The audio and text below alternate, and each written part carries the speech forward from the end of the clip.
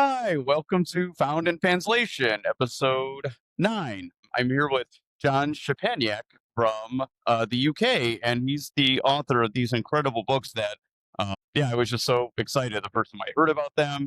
And I've been fortunate to get to know him a little bit better just through being my email pen pal and through some time extension comments and things like that. Yeah, John, tell us a little bit about yourself and all the amazing stuff that you've written and accomplished so far. Well, thank you very much for having me on the podcast, Chris. My name is John Szczepaniak. I've been writing about video games and video game history for over 20 years now. I started freelancing for various places. I want to say late 2004, 5-ish. Also, Wow. The Escapist, Retro Gamer, when it was under a previous publisher, The Gamer's Quarter. I ended up as a in-house staff writer on Retro Gamer magazine in 2006. The pay was terrible and the work conditions even worse. So I left after 6 months and I ended up as a sub-editor and production editor at Time Warner for a number of years. And then I went back to freelance writing.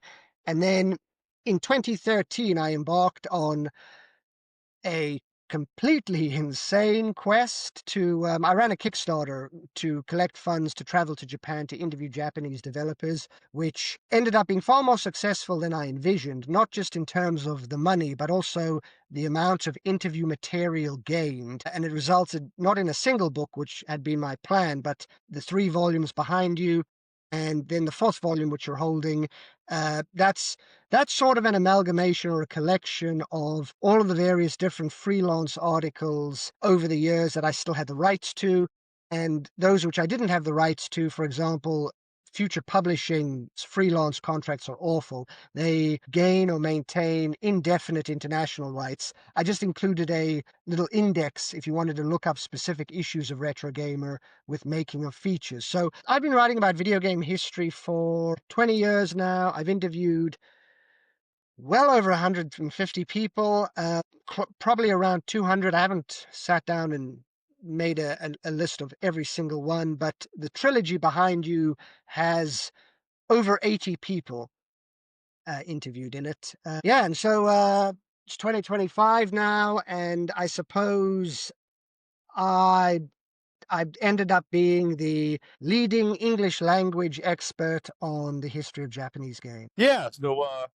man, I just imagine working a retro gamer. I read all the forum articles on the game fan staff writers. I assume maybe it wasn't that crazy, but it sounds like not that far off. Maybe. Well, when you read about what happened at GameFan, where they go to Vegas and someone would bring a gun with them, and they'd be like weird things going on in the hotel room, and somebody would spike the coffee with LSD. Nothing insane like that happened at Imagine Publishing. It was just a case of you'd go in, you'd be earning.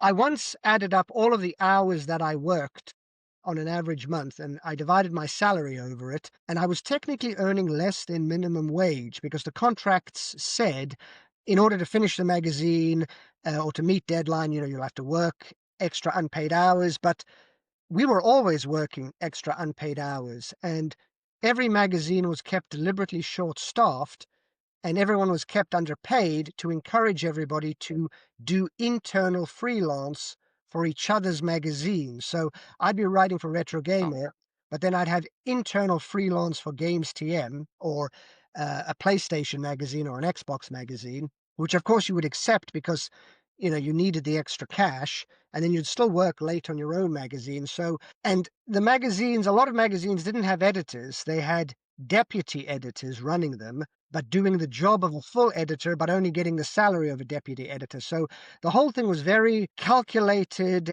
and exploitive, and it was just an unpleasant place. And after 6 months, I was like, you know what? This is slave labor conditions. I failed my evaluation, my 6 months evaluation, and I was put on another 6 month evaluation. I'm assuming you have that in the US as well. And what had happened was I made a point of asking everybody's salary and then telling everybody my salary and also each other's salaries, because I thought to myself, this should be transparent and everybody should be aware of it in order to understand the exploitation going on. Because there was a guy who had worked at the company for longer. They had this big hiring recruitment drive, and it was me and like 10 other people. 11, I think they hired 12 people in total. So it was me and 11 others who joined, fresh-faced youngsters, new to the company, all on £12,000 a year, which is terrible for 2006. And there was another guy there who'd been there like a year already or longer, and he was only on 1,000. So, I said to him, "You're the older veteran writer here. Why are you still earning less than all of the new young hotshots?" And it was so exploitative. So after I did that, caused some trouble. I got reprimanded by the boss, and they said nobody is allowed to discuss salaries anymore, otherwise you'll be fired. So that was like a new company policy. And then at the 6-month evaluation, they were like, "John, we're putting you on another 6-month probation." Can I swear on this podcast? Like, I almost swore Yeah, I there, don't and then I care. thought to myself, if this is meant to be family friendly, curb. I can curb my foul language. What is your policy on that? Herb, like I try to keep it PG-13, but I probably had like an F word slip in here, so it's not the Okay, end of the world. I try to keep it PG-13. okay. I'll normally my level of swearing is more like rated R18, or so I'm gonna If it's going to be challenging, I don't mind having this one's not for kids. I don't okay. really mind. I mean, this is not for Well, money. This is just for hobby. So you can just be yourself. I sat in that evaluation and I thought to myself, you can go fuck yourselves if you think I'm going to do another 6-month evaluation and still have to put up with these terrible conditions. So I handed in my notice, and the section chief, I'm not going to mention his name, but he was like the head of. He wasn't my direct boss. He was the boss of my boss. So he was like the section chief. He came into the office and he said, the section chief part of me should be saying, "John, please, you should stay with the company. You shouldn't hand in your notice." But the I'll use his first name, but the Simon part of me says, "Actually, you should just go, John. I don't want you here." And so I was so insulted by that I worked out my notice, and I fell into this wonderful job at Time Warner on a yachting magazine as a sub-editor, where I basically halved my workload because I was just reading other people's articles for grammar, but I doubled my salary. I was making like 24,000 a year. So like, just try to imagine, you've gone from incredibly long hours, really low salary, bullying bosses, or senior management, saying things like, "Yeah, I think you should just go because we don't want you here." Like, just awful, awful people. And suddenly you're working at this wonderful place, everybody's friendly, double your salary. The first month there, they were like, "Oh, John, the whole office is going to a yacht race. Do you want to be part of the racing team?" And I was like, "Yeah." So, there was a photograph of me at this yachting regatta doing the race. And I decided to print it off, and I bought the biggest thank you card I could find. And I sent it to the section chief, and I said, "Simon, thank you for listening to the Simon part of yourself and not encouraging me to stay there, because after leaving, I've halved my workload, doubled my salary, and as you can see from this photograph, I'm enjoying yacht races now rather than working in your crummy office." So I sent that in, and apparently everybody around him thought it was hilarious when he opened it at the desk. So that was Imagine Publishing. They've since been absorbed by Future Publishing. Like, I've witnessed several publisher bankruptcies. Live Publishing went bust. They were the original owners of Retro Gamer. Then Highbury Paragon went bust, and they sold a lot of their titles to Imagine Publishing. Then Imagine Publishing was bought out by Future, and there's been a couple of other, like, the problem with games journalism, especially back in the old days, I don't, is things were poorly funded, poorly managed. Companies tended to go bankrupt quite often, and then like a company would go bust, but it would sell all of its assets back to itself, and a new company would rise up with a different name in the same office with all of the same staff, but they'd write off their debt, which meant they would have effectively write off salaries that they had to pay to people. So I don't have the most positive things to say certainly about the old world of games journalism. I became very cynical and jaded. And actually, if you look in volume 5, which you've got there, there's a really vitriol fueled article towards the back of it where I'm, basically just kind of laying into everybody and laying it all bare, which Yeah, I I'd rewritten. remember that.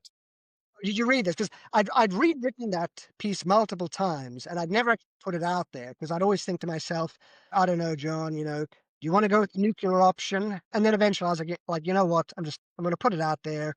And because that's the truth. That's the way history was. And I kind of so I ended up doing freelancing. I worked at Time Warner for a number of years on the yachting magazine. I got myself a day skipper license. I'm licensed by the RYA as a licensed day skipper to sail yachts. I mean, the Wow. company sent me on a course to do that. You know, they were very much about looking after their staff and sending you for training if you wanted to. So it was wonderful actually. Time Warner were fantastic, and working on Practical Boat Owner magazine, it was fantastic. Some of the happiest career years of my life. Cool. And then at one point, I decided to try my hand at going back into freelancing again. And in 2013, I ran the Kickstarter and I produced the 3 books. And I've had a growing cynicism regarding the world of games journalism. There weren't a lot of the magazines have dried up or closed down, you know, as you would have seen. The last magazine that I really loved was Dave Halverson's Play magazine, because obviously he did Game Fan,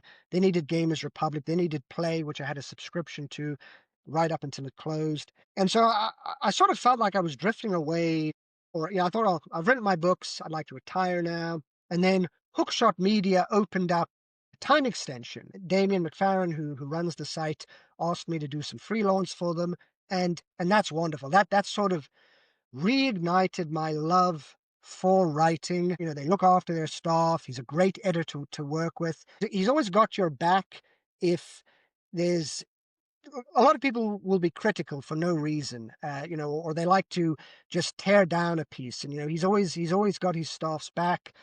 They the payment arrangement is very professional, which I really respect and appreciate. But also he or the website in general, it has a trust in its writers if you want to do something a little bit maybe experimental. So I think the first article I wrote for Time Extension was on pareidolia. I don't know if you remember that one. The article was about, like when you look at a pattern and you see a smiley face, or you look at clouds in the sky and you see a pirate ship, that's called pareidolia. It's a genetic trait that every human being, and most likely most mammals, actually have it, the ability to recognize patterns in abstract imagery.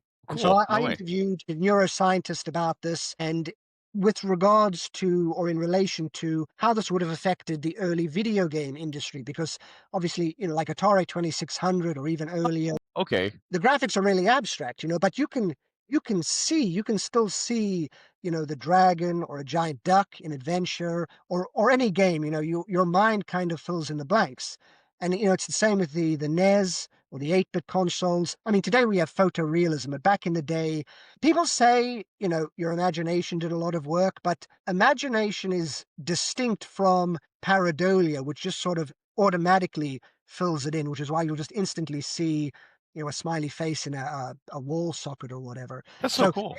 I interviewed a neuroscientist about this, and she gave some fascinating details, and I showed her some images, and then we followed, like, there's topics on Reddit and NeoGAF, etc., saying, have you misinterpreted a sprite? Because sometimes you look at a sprite and you'll see something different to what they intended. So went really into detail on this, and I pitched this to so many different places: video game websites, video game magazines, neuroscience magazines, and all of them were like, well, it's really interesting, but it's a bit of a hard sell. And, Damon was like, you know what? This sounds really important. I trust your judgment on this. Let's just run it. Let's just run it. And we did. And like people were saying, this is like one of the most important articles I've ever read. And I mean, I'm not trying to brag about myself here. What I'm trying to convey is sometimes, publishers or those in power will gatekeep a really interesting topic, and these brilliant ideas or these brilliant topics won't be investigated or researched because somebody will say no to it. So it's been wonderful writing for Time Extension. Not just in some instances, I'll reuse some of my interviews from the book. So, for example, the Virtual Boy announcement by Nintendo, I went through my books, got as many quotes as I could find, even stuff sort of Oh, nice. not directly related, but a little bit of related to the Virtual Boy, or even what the office was like in companies that developed for it. So I'll reuse some of the material from my books, but they've been very. My editor's been very trusting in when I come to him with a new pitch for new or unusual topics, because that's what motivates me. Is I like obscure things. I like undocumented things. I like to discover something new, if you know what I mean. I do talk a lot about the books, and I still do articles about them. But I'm always hungry for finding the next undocumented sort of thing. Sorry, I went on off on a bit of a tangent there. By all means, let's narrow or focus it back onto a specific question. No, yeah, and I always like I think the most interesting thing that I get out of just like doing this, because like again, I just do it for fun, and I think it's my own another small way that I can contribute to this hobby that is like not just been fun for me, but like given me my life, really outside of my you know outside of like my mom who only played pinball, but let me play, original Nintendo and Commodore and Atari and got me started with this. And my wife doesn't grow up playing games, but I've gotten her into like Mass Effect and like some narrative, you know, the games are Nice, my life, excellent. I mean, video games have been everything to me. Like, and not just because, oh, I ran this tournament and I still play DDR competitively. It keeps me fit. But just like it was like the one place when I was younger that I had a place of like it gave me self confidence, a place that I felt like I was in control of something and I was really good at something and I didn't have to be shy about it. Like I felt with every aspect of my life in grade school outside of that. So so I just like to give back and I like for people to tell their stories. And the reason I like doing this too is that you just meet like so many interesting people through gaming, and they have so many. It's like everyone has like an interesting story, doing something interesting. You have to be wired like a certain way to be doing something, with video games like on the level of like fan hacking or traveling across Japan and like interviewing all these people that are script games. So I do, like obviously that's what we want to, I want to, learn from you. So I'm glad to hear more of your story. And I think I have never talked to anyone about like, the games publishing industry. So, I think that's like super cool. Cause it's an aspect of this I didn't even intend to or expect to like get out of it. Yeah, I think and I'll just tell you like in general, like with the books, I think either you told me or you maybe said in the books that you did the first book thinking like I'm gonna do things that I think people are gonna really care about. And tell me your experience with that and where you went from there. Let's start with that maybe. So, it's a good question. Part of my motivation for starting the books was Oh, you a know what? I'm feeling. sorry. And we should. I always forget to do this because I always feel like most everything I do is like inside baseball. So if you're watching and you didn't get like the lowdown so far, John traveled across Japan for months, right? On You stay there, you travel, and you set up. You worked with local guides and set up all these amazing interviews with not just people who are like still at whatever X company, but you tracked down all these guys who had done amazing work on all these video games who were almost like impossible, relatively impossible to find, like even in Japan. So this book is a huge collection of like there's like like mainstream games and the cool stories behind them and all aspects like planning, graphics, sound. Also, as we got into like volume 2 and 3 and 4 and 5, just really like super in depth, like Japanese computer games and a lot of just my super favorite obscure games and tons of games that I had heard of but didn't know anything about and that I had to like track down after I read the books. So that's kind of what the books are, and I they're probably I've got a bookshelf back here with like my most treasured possessions. I think they're some of the most important works ever written about video games, honestly, because these guys are starting to, some of them have passed away. Uh, one of the head creators of one of my favorite games is called Dark Savior, and the company worked on Landstalker, which is more famous on Genesis, but it's really interesting, creative, cool games. And, the now, is the lead guy in that game and like, how old is Miyamoto now? I mean, he's like in his 70s, right? So these guys are going to start dying. It's going to be like the golden age of, what film was, like the great movies and the great movie stars. They're like not with us anymore because, time passes. So I think they're an incredible just like the best treasure trove of early video game, 80s, 90s, 2000s video game information that you can find. and they're just so densely packed with firsthand, um, interviews and knowledge that you're just not going to find anywhere else. So I can't recommend them any more than anything that you've ever read in games. So that. Thank you, Chris. That really warms my heart to listen to how strongly the books have touched you.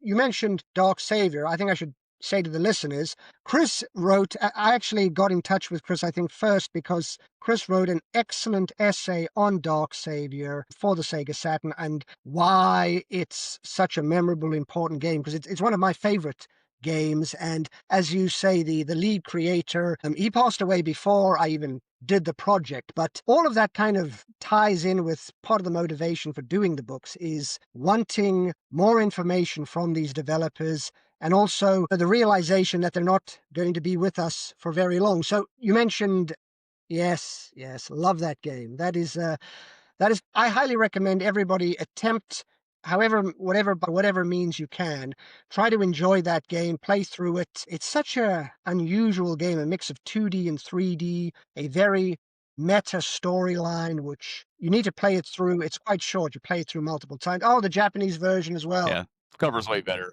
I got this brand new for $15 and it's shipped on eBay. It's not as regarded a game as I think it should be. Well, we're both going to try and put the message out there that it needs to be more well regarded. So the interesting thing with the books is I don't think I have the energy to do a project. I was in my 20s when I started that project, and I'm in my 40s now, and I think only someone in their 20s could do it. It took a lot out of me. And the thing is, when I arrived in Japan, the things which I thought would be easy with the book turned out to be very difficult, and the things which I thought would be difficult turned out to be quite easy. So I thought Tell us more about that real quick. to myself, if you throw a lot of money at interpreters, that'll just make it smooth sailing. And that wasn't the case. I should have vetted them more carefully. And in the end, I paid some professionals to listen to the audio and transcribe from the Japanese audio into English because I was worried about losing stuff. And I'll give you some interesting examples of that in a moment. But the thing I wasn't expecting was actually just how many developers I'd end up meeting. So to give you one example, I was having lunch with Yoji Ishii, the producer of Outrun, along with Yutaka Sugino, the creator of Arcade Shinobi, and Naoto Oshima, the artist who created Sonic. So we're all at Arzest having lunch, chatting, and I'm mentioning that no one knows where the creator of Alex Kidd is. No one's ever been able to find him to interview. And Ishii's son's like, oh, wait, I've got him on speed dial. He just whips out his mobile phone, calls him up at the lunch table as we're sitting there, explains to him, yeah, this guy from England flew halfway around the world. He's in Japan now. He wants to interview you. And then, like, a couple of days later, I just, it was like this sudden, spontaneous meetup. Met him, did a great interview. He spoke about how he'd never shown his face in some old Japanese magazine interviews. And then he was like, you know what? I think it's time to show my face. So I had a professional photographer with me, Nicholas Datish, took some great photos. He photographed him, did a long interview. I played rock, paper, scissors with him because obviously that's what's in the Alex Kidd games. So that was great. And a similar thing happened when I was in Hokkaido talking to some guys from DB Soft. Now, none of their games, nice, excellent. So you know what I'm talking about. This is the bad one, but I try to give people a visual because like I also have to remember that like a kid is helping me with the business this week on a couple gigs, and he's 22, but he's super into Capcom arcade hardware and like starting like a Naomi collection. These a lot of these people in super into retro games are just younger, so that they haven't seen a lot of the stuff. So I try to give a visual reference when I can. So I don't mean to interrupt you while you're talking, and you don't have to like comment if I like show something or anything like that. No, that's cool. And you raise an important point there because obviously because I'm so into this, if I mention anything that sounds weird or obscure and you feel that there needs to be a bit of explanation, by all means, just, interrupt and I can elaborate with a bit of information. So anyway, a similar thing happened when I was in Hokkaido. The DB Soft guys, they created Layla on the Famicom and a lot of Japanese computer games, which, none of their games really left Japan, so they were quite obscure, but they were important within the context of Japanese games, because, as you mentioned, one of the things I discovered is the importance of Japanese computer games and how they directly led to or influenced console games. So you've got a lot of game arts. I'm seeing, posters for Lunar and other games. So game arts started on Japanese computers, and there was a company predating them even, which sort of led to game arts being created. So I kind of got the backstory to all of these because there's a lot of companies now like Falcom Game Arts, etc., which players will recognize the console games of. Exactly. So, Lunar, I see Sylphid there. Yeah, I very interviewed underrated. Very cool game.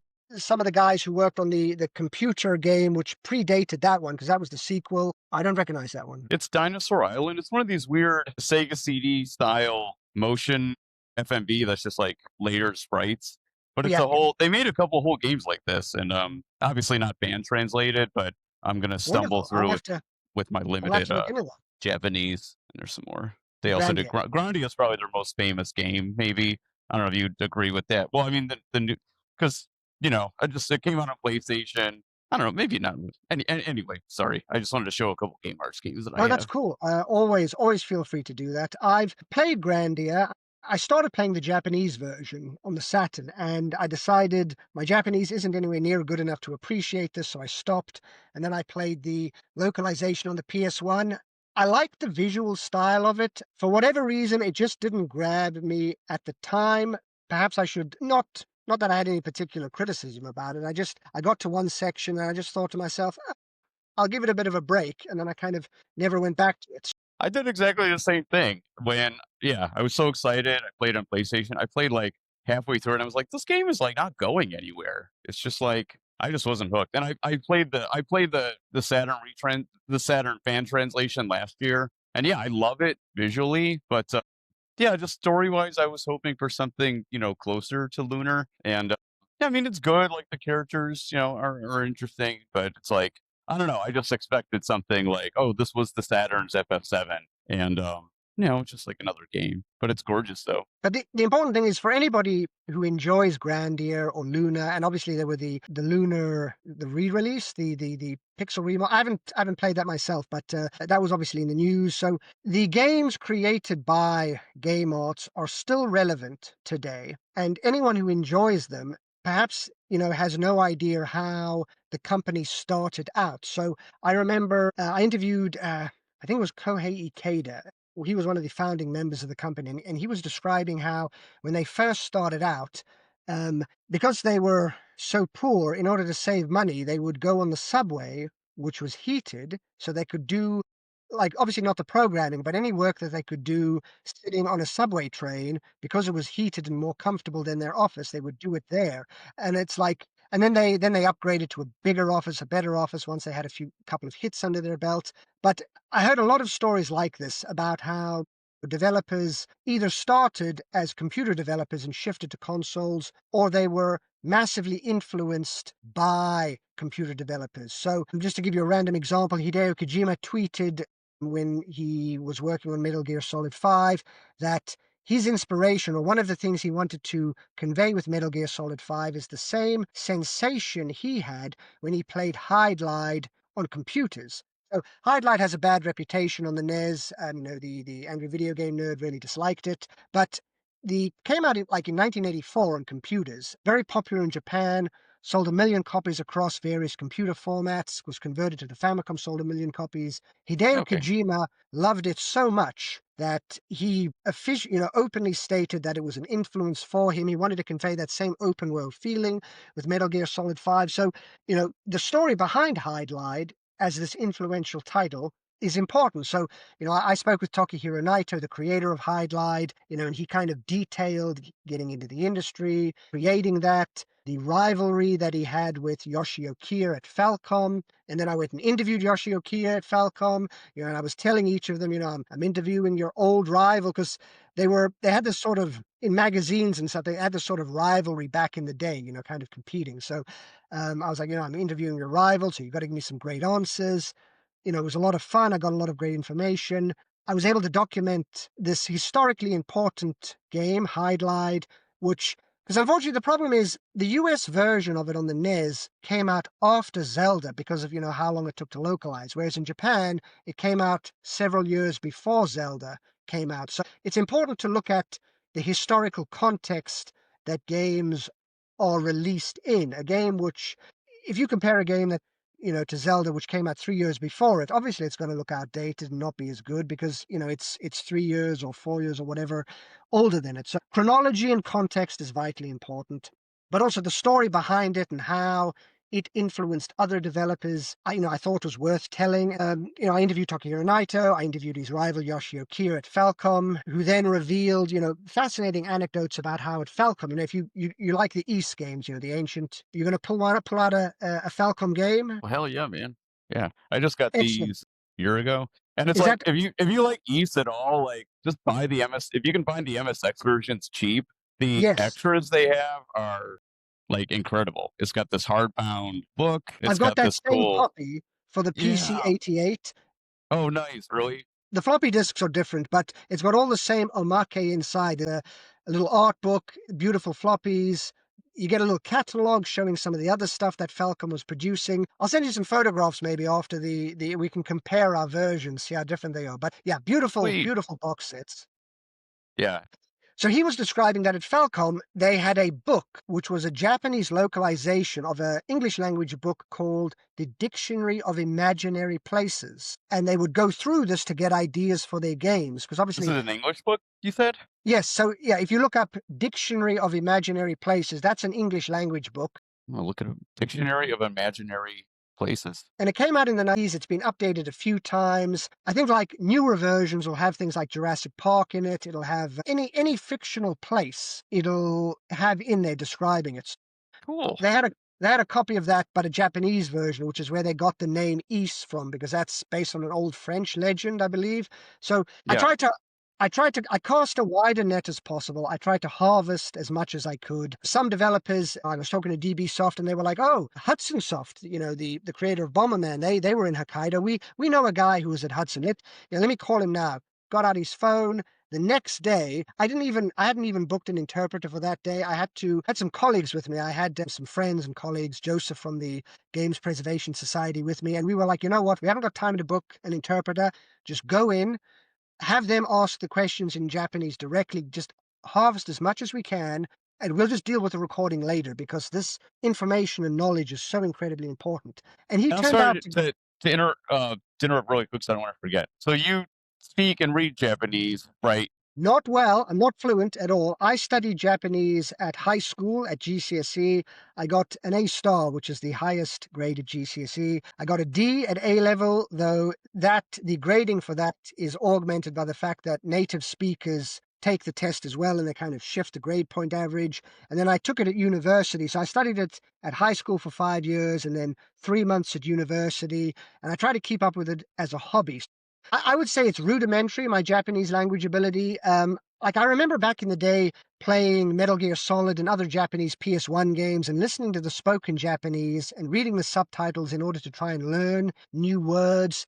I played through Castlevania Symphony of the Night in Japanese, slowly, painstakingly reading the monster profile descriptions and the item descriptions. And that was okay. That was manageable. I'm very rusty. I've been out of practice for, I'd say, a decade now. And like any skill, if you don't work on it, you end up losing it. So I'm not fluent. Certainly, I wasn't fluent enough to transcribe it myself, but But you had pretty deep knowledge. You had study and you had knowledge, and I obviously mean, you want yeah. to So have it I knew as the accurate as you basics. can.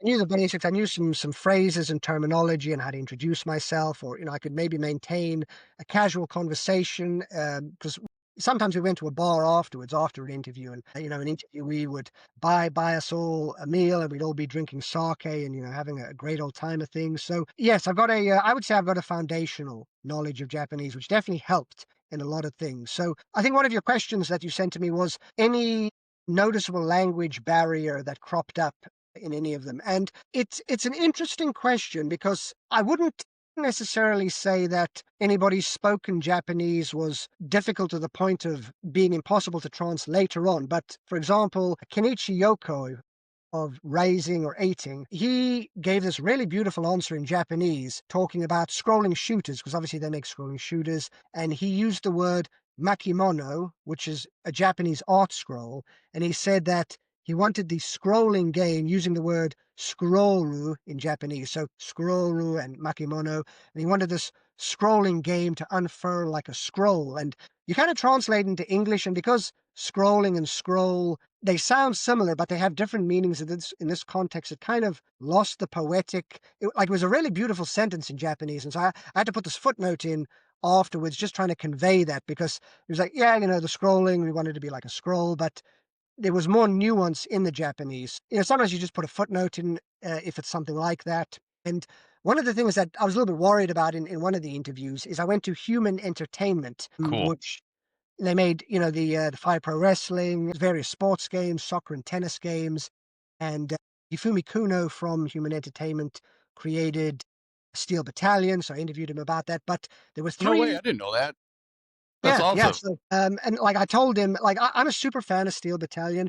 I bought it when it came out for the Xbox. I bought the American edition on import, and I was living with my parents at the time, and they had like an old caravan that you put on the back of a car when you want to go on holiday, right? So like an old trailer caravan, and I just hijacked it, and I set up a little portable TV, and I got some cardboard boxes, and I built myself a little cockpit, basically. So I had That's this so like badass. because I went all in. I went all in on the experience. So, I suppose, on the one hand, you kind of lose the experience playing on this little Sony Trinitron portable TV, but on the other hand, it really felt authentic, with this kind of cardboard cockpit around me, kind of locked in the back of this caravan, which I'd taken over. So, and I ended up completing all 7 difficulty levels. I went hardcore into playing that game. I loved it. So it was very exciting to interview him.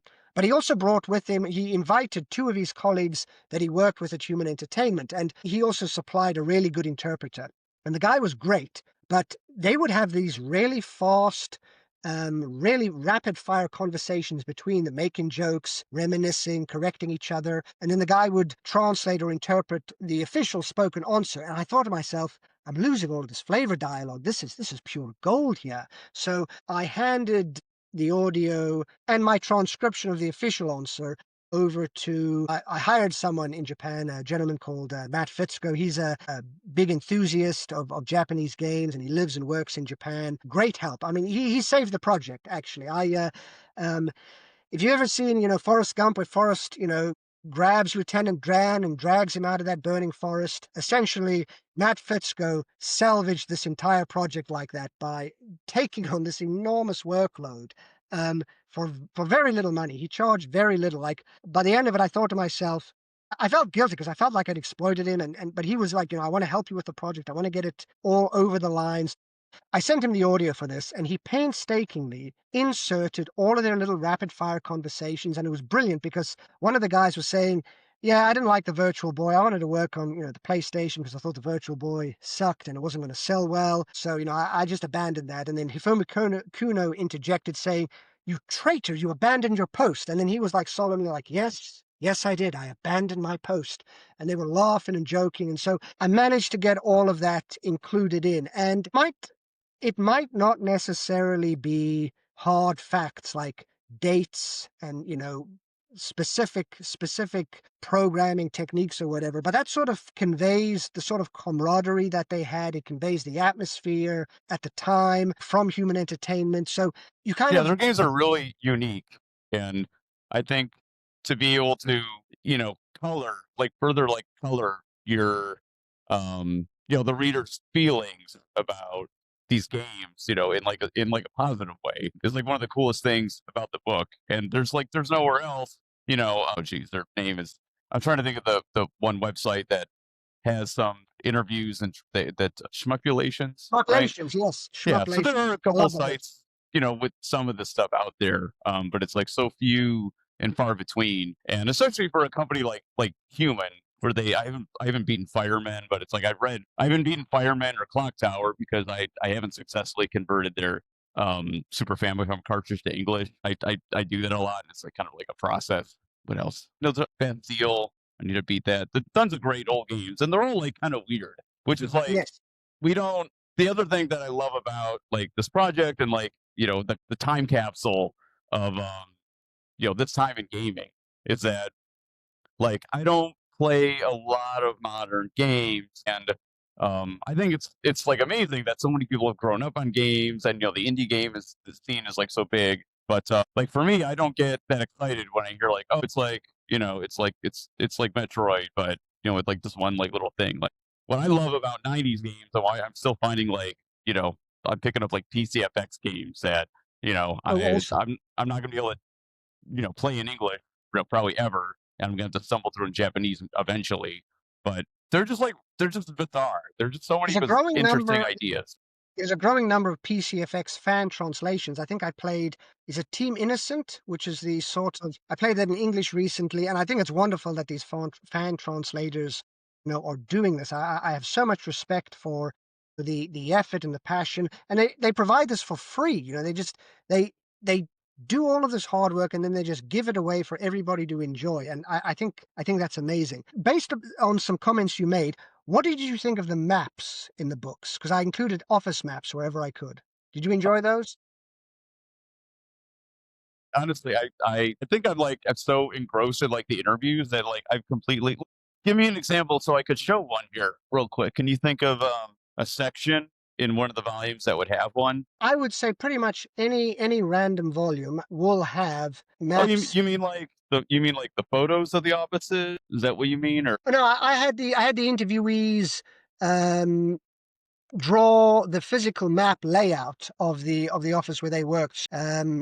If you're looking at volume one, I'm just going to call up a PDF. Let's make a note of a timestamp so we can delete this checking that we're doing, and it can seem totally organic. I didn't even know there was like a I'm because I you John got me connected with this game preservation society in Japan who are kind of like, and I have a kind of relationship with the Rochester Museum of Play, which is the Video Game Hall of Fame, and I got to do a presentation on fan hacking last year because of my Fantasy Star 4 project. But this Game Preservation Society has it's like way less money, but they're doing something similar. They're trying to save, um, archive like old anyway.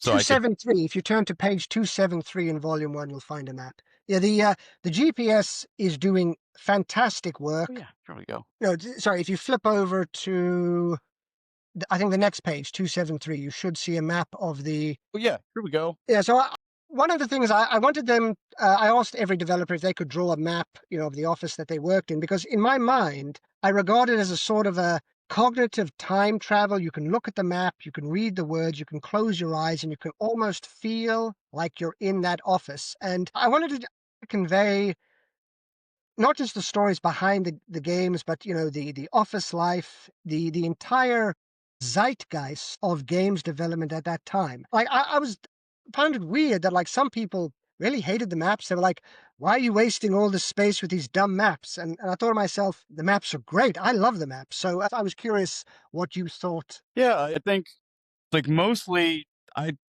I was mostly like so like absorbing the material. Honestly, I kind of like glossed over like the pictures, which is probably the opposite of what most people do. Honestly, but yeah, I mean, I'm a writer and I'm a former like copy editor and everything.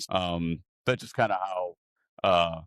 And I'm just so like interested in like the material. But yeah, I mean, I love having them in there because um it's really hard to, especially in America, which is like, we just have like so much space here, It's really hard to imagine what it was like to, have like Mega Man 2 developers like sleeping under their desk and like, what the Konami office looked like before they got their like, big, the big office with like fitness, on the top floor when they moved into that office. It's just really hard for me to envision, what life was actually like when these guys were making the games, especially in the 80s and the 90s when like these offices were so small and just like so much creativity and just like so much like magic happened between these people.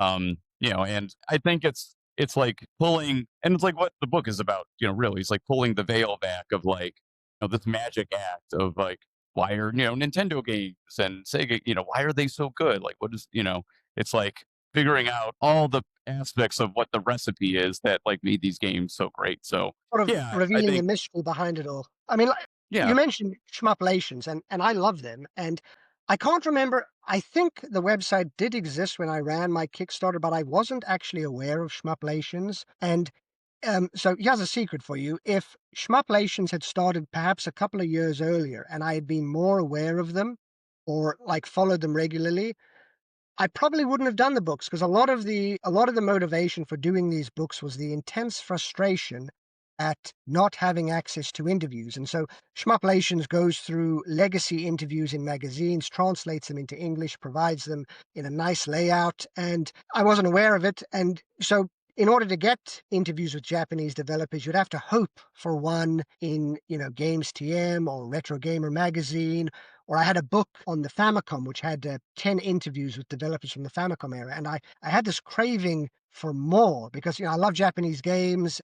I can see from the Japanese games around your room that, you enjoy them too. And I really wanted to learn more about the hows and whys behind it because while I will enjoy a opinion editorial, let's say in a video on YouTube or a magazine article, a website, which doesn't have developer interviews, I mean, that's fine. For me, a developer interview is pure gold. It's just pure value to read their personal anecdotes, their accounts, where they can clarify things without developer input. Sometimes, there might be speculation on why or how something happened. So for me, the most valuable thing is developer interview. Yeah, and I was just trying to think of, like, the same thing. I was like, "What's the first?" I was just, like, wondering, like, "What's the first anything like this that I ever remember?" And it's for me, it's the Exactly. working designs in the back of the manual, even with I think it do you have any of the TurboGrafx working designs games? I think they have this No, translation but I notes section, I do have they? the official working designs guides for the 2 Luna games, and the 2 strategy guides has quite a lot of developer interviews with the team. So exactly that. Yeah, so that I love stuff like that, and I couldn't get enough of it to satisfy my craving for the knowledge. So it was born out of frustration, and I'd seen Tim Schafer. He was successful. I think he made $2 million on his Kickstarter, and I thought to myself, you know what?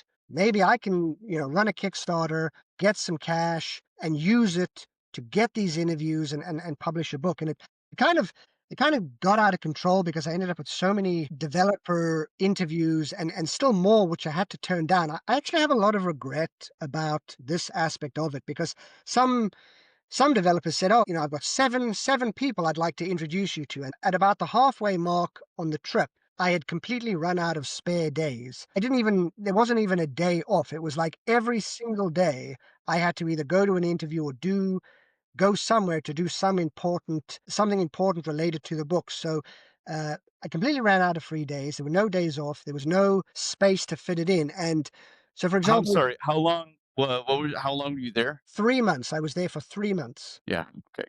So roughly 90 days, and I interviewed over 80 developers. I attended the Tokyo Game Show on one day. I went to Hokkaido for a few days. I did one interview on Skype because I couldn't.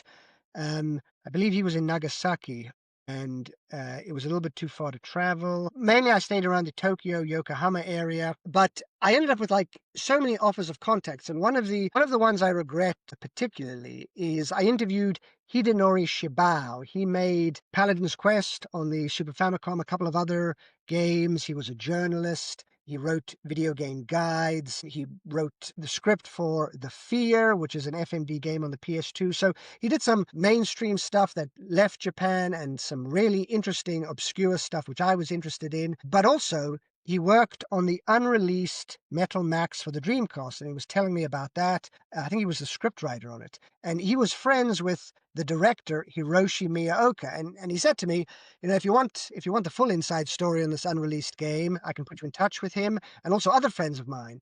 And I had to turn him down because there simply was no further days available. I would have had to have cancelled something else in order to attend to it. So I turned it down. And as you do, you think to yourself, well, maybe I can do it later via email or something. And, I came back and I produced the 3 books, and he was in volume 3, and I sent him volume 3 of his books, and he posted on his Facebook, and then like a week later he died. And I was like, oh my God, I can't believe this. And I felt relieved that he was at least able to see his interview and share it with friends and family. And then I thought, like, I was shocked at that. I wrote the memorial or a memorial article for a couple of websites. As you said earlier on, I think before we started recording, even everyone, if you think to yourself, everyone, if they were in their 20s in the 1980s, that was 40 years ago, which means they're going to be in their 60s now. But maybe they were in their 30s, or maybe they were a senior developer in their 40s in the 80s or 90s, which means they're going to be in their 60s, their 70s, their 80s. They're going to be old. There's only a finite amount of time to interview everyone. And he was quite a young man, actually. I believe he passed away from a heart attack. But I thought to myself, no one is ever going to be able to document his words again. Any question that wasn't asked, that'll never be able to be again. And what we have is all we'll ever have now. And because he was describing um, the sequel to Paladin's Quest and an undeveloped third game, and he was detailing the story. And he said to me, it feels kind of silly to describe to you my plans that I had for the third game when I never made it. And I thought, no, this is great. Get it down, describe it, or share it with the world. And now you won't be able to get any more information on that. It's like, so that was a profoundly moving moment for me. And then I was hit with the guilt that I never took him up on his offer to speak with his friend who was the director, Miyaoka-san, on Metal Max. And I don't know how to get hold of Miyaoka. I don't know where he is. I don't have any other contacts who can get in touch with him. I briefly looked online. I couldn't find any obvious avenues to get in touch with him. And then I think a couple of years ago, some footage of the unreleased Metal Max, like it's several minutes worth of gameplay footage, turned up online. And I thought to myself, this game looks pretty far complete, actually. Maybe if I'd done something, moved heaven and earth in order to get that interview with him, not only would I have the inside story to this unreleased game, maybe I would have had a CDR of a pre-release beta or a test copy. So and when people say to me, you interviewed over 80 people, you did what you could in the time available. I do have regrets on turning down various people or not being able to do, because I interviewed over 80 people. That number could easily have risen to 120 people. Who knows? Because you interview one person, they put you in touch with three more. Those three people want to put you in touch with six of their friends, and it grows exponentially. And it got to the point where I simply couldn't add any more to the schedule. And that's one of the reasons why it took 5 years to produce all three of the books. The first one I Wow. tried to produce as quickly as possible in order to give the backers something, because they paid money for this. And a lot of people were upset that they wouldn't have gotten volumes 2 and 3, but it took me like another 2 years to do volume 3, and then or 3. It took me, I think volume 2 came out 3 years after starting the project, and then the third volume came out 5 years. It was like half a decade of my life had gone by before I was finally able to complete the trilogy. And it takes a lot out of you, Chris. A lot of people say to me they want to write books. Can I give them advice? And the thing I say to everybody is, absolutely, do it, document the knowledge, but make sure you've got the energy to go through with it. It's writing in itself. You write a small article or you create a small piece of artwork. It's a small piece of your soul that you're cutting out and sacrificing on this altar, as it were, to create things. And to create a book is doing that, but on a much grander scale. You are essentially locking yourself in a room for a year or more and having a conversation with yourself, except you're typing this conversation out onto the page, or you're transcribing conversations you have. It's a solitary but also grueling exercise to complete. Yeah, I don't like, if somebody said to me, he has 3 times the amount of money you had back in 2013. You want to go round 2 on this? I'd be like, no way. I'm an old man now, Chris. I don't have the energy to live and run around Japan, because every day running around Tokyo, Yokohama, flying up to Hokkaido, every day, backwards and forwards, going somewhere, doing something. Like when I look back at it, I don't think I even realized just how much work or how much would have been required, doing that. It's like a lot of you read interviews, with a lot of, filmmakers, game developers, musicians, whoever, any creative people. And like a story that you hear come up a lot with is If we knew what it was going to involve, we probably wouldn't have embarked on it. You need a certain degree of naive innocence, or not realizing just what it is going to entail. Because if you knew, you wouldn't do it. And I'm not sure if let's say, if I woke up and it was 2012, I'm thinking to myself, would I embark on this, or would I invest in Bitcoin before it blew up and actually just not do the book project, because that's the easier choice? So yeah, wow, it was 3 months of intense work and running around, and then 5 years of trying to put it together into these books. And like in the interim, I ended up putting on a lot of weight because I'm sitting, writing all day. So before starting volume 3, I ended up as a postman in London for 6 months. I did the postal route in around Wembley, which helped me lose a lot of weight, helped me build up some cash. I'm kind of like Charles Bukowski, but in reverse. He was a postman and became a writer. I was a writer who became a postman. So I did that, build up some funds, and then I decided um, I didn't want this to be, like the unfinished volume, like what happened to it. So, I sat down, knuckled down. One of the cool things about volume 3 is you like Game Fan magazine, right? I got Yeah, the best. Casey Lowe, who was, one of the main writers on Game Fan. I got him to transcribe the Japanese audio into English text. I got Terry Wolfinger to do the cover for it. So, Oh yeah, that's right. I It's love awesome. the fact, in my mind, volume 3, it's almost like it's kind of like an homage to Game Fan. I got a few members of the band back together, as it were, and we did some covers. It felt really cool to have Casey Lowe involved in that, and he did the foreword as well. And then Terry Wolfinger did the cover, and I interviewed Terry as well. So I'm incredibly pleased about that. And Yeah, I'm getting a one of my favorite. I'm trying to find one of my favorite covers over here. And more than anything, I'm really glad I was able to just finish the trilogy and get it out there, because wow, Oh, here we go. it was stressful. Yes, that is my favorite cover as well. I've got that issue with Guardian Heroes, and I think that's either got Police Notes or Snatcher in it. That is one of the best Oh, issues maybe that they produced, that's probably one of the. I mean, yeah, outside of just Guardian Heroes.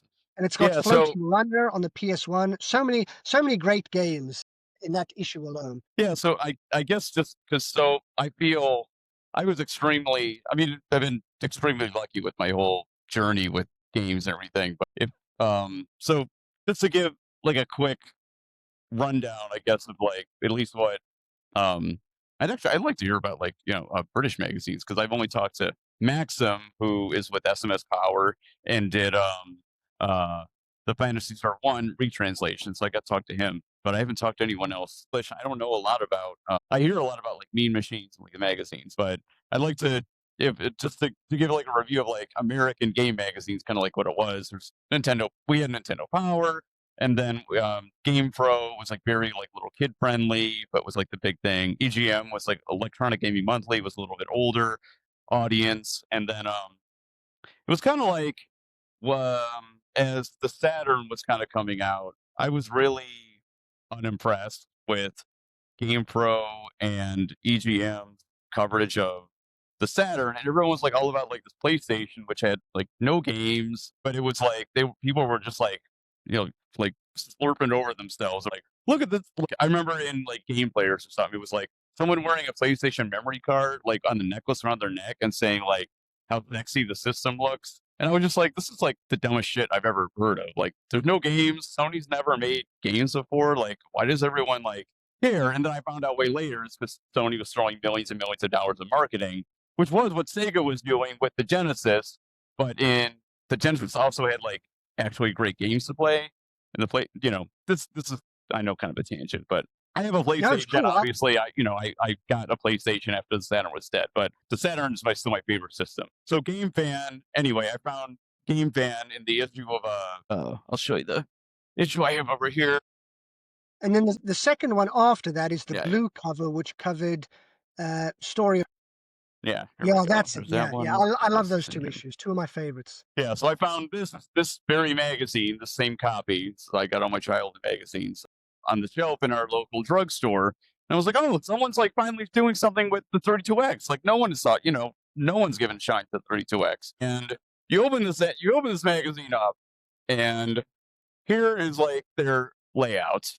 Here's like their feature on Knuckles Chaotix on 32X, which is actually ended up being like a kind of a bad game, but it's an experience and it's really cool looking. And GameFan did all these kind of like features on games that just no one else was really talking about, but games that were, interesting at least, or fantastic at their best. So this was Guardian Heroes. They were like, don't listen to other magazines that are just going to call this like a Final Fight clone. This is one Yeah, of the that best games that ever made. article made me want to go out and buy it. I mean, you're exactly spot on with that. Dave Halverson, I mean, the whole magazine would always champion the overlooked, the underdog, the obscure, champion Sega hardware, as you say, the Sega Saturn, and I would say that Game Fan magazine is part of the reason that I ended up becoming a video game journalist, writing about games. I would say that it helped actually define my love of video games, or it helped. I mean, obviously, I enjoyed video games. I played Pac-Man in, the arcades way, way before I just could read even a video game magazine. But discovering Game Fan magazine in this obscure, out of the way newsagent, because it was always difficult to find in the UK, it helped shape my taste in games by introducing me to obscure stuff. And I love the design as well. Seeing those richly detailed and densely laid out pages, I would say, helped shape my appreciation for art in general. So a lot of people will complain and say, oh, it's too busy, there's not enough white space or not enough empty space. These people are wrong, Chris, and I can prove it, because there is an art style called horror vacui. If you look up horror, that's vacui, Victor, Alpha, Charlie, Uniform, Indigo. So horror vacui, it's an art style that goes back hundreds of years, and it literally translates from the Latin meaning fear of the void or fear of empty spaces. And it's an art style which aims to fill every available space with imagery. And that is exactly what Game Fan did, because I can remember, like, they would take a cinematic from a video game intro, like an FMV opening, and they would run it around the border of 2 pages. And what I would Oh do yeah. is I would sit and I would focus my eye on the starting image in the corner, and I would run my eye around the entire border. And if you did it just quickly enough, you could almost watch the movie in your mind, because your eye would be flitting from one image to the next as it kind of did its animation. And so I would sit there and I would stare for hours at these articles, running my eyes around the animated borders, looking at the images and trying to imagine what the games were like to play. And they would do interesting things, like they would take a background element. Exactly, exactly. So, that shaped my love of gaming, and they would do cool stuff, like they would take a background element from the game and they would use that piece of artwork to create a bespoke frame for each screenshot. So each screenshot would have a border or a frame using in-game artwork. I mean, I think they were artistic geniuses. I think there is a bona fide, genuine artistic lineage from this magazine, which you can trace through the ages of artwork. And I absolutely like A it. little different than what you're talking about, but I just flipped to this and like the crash.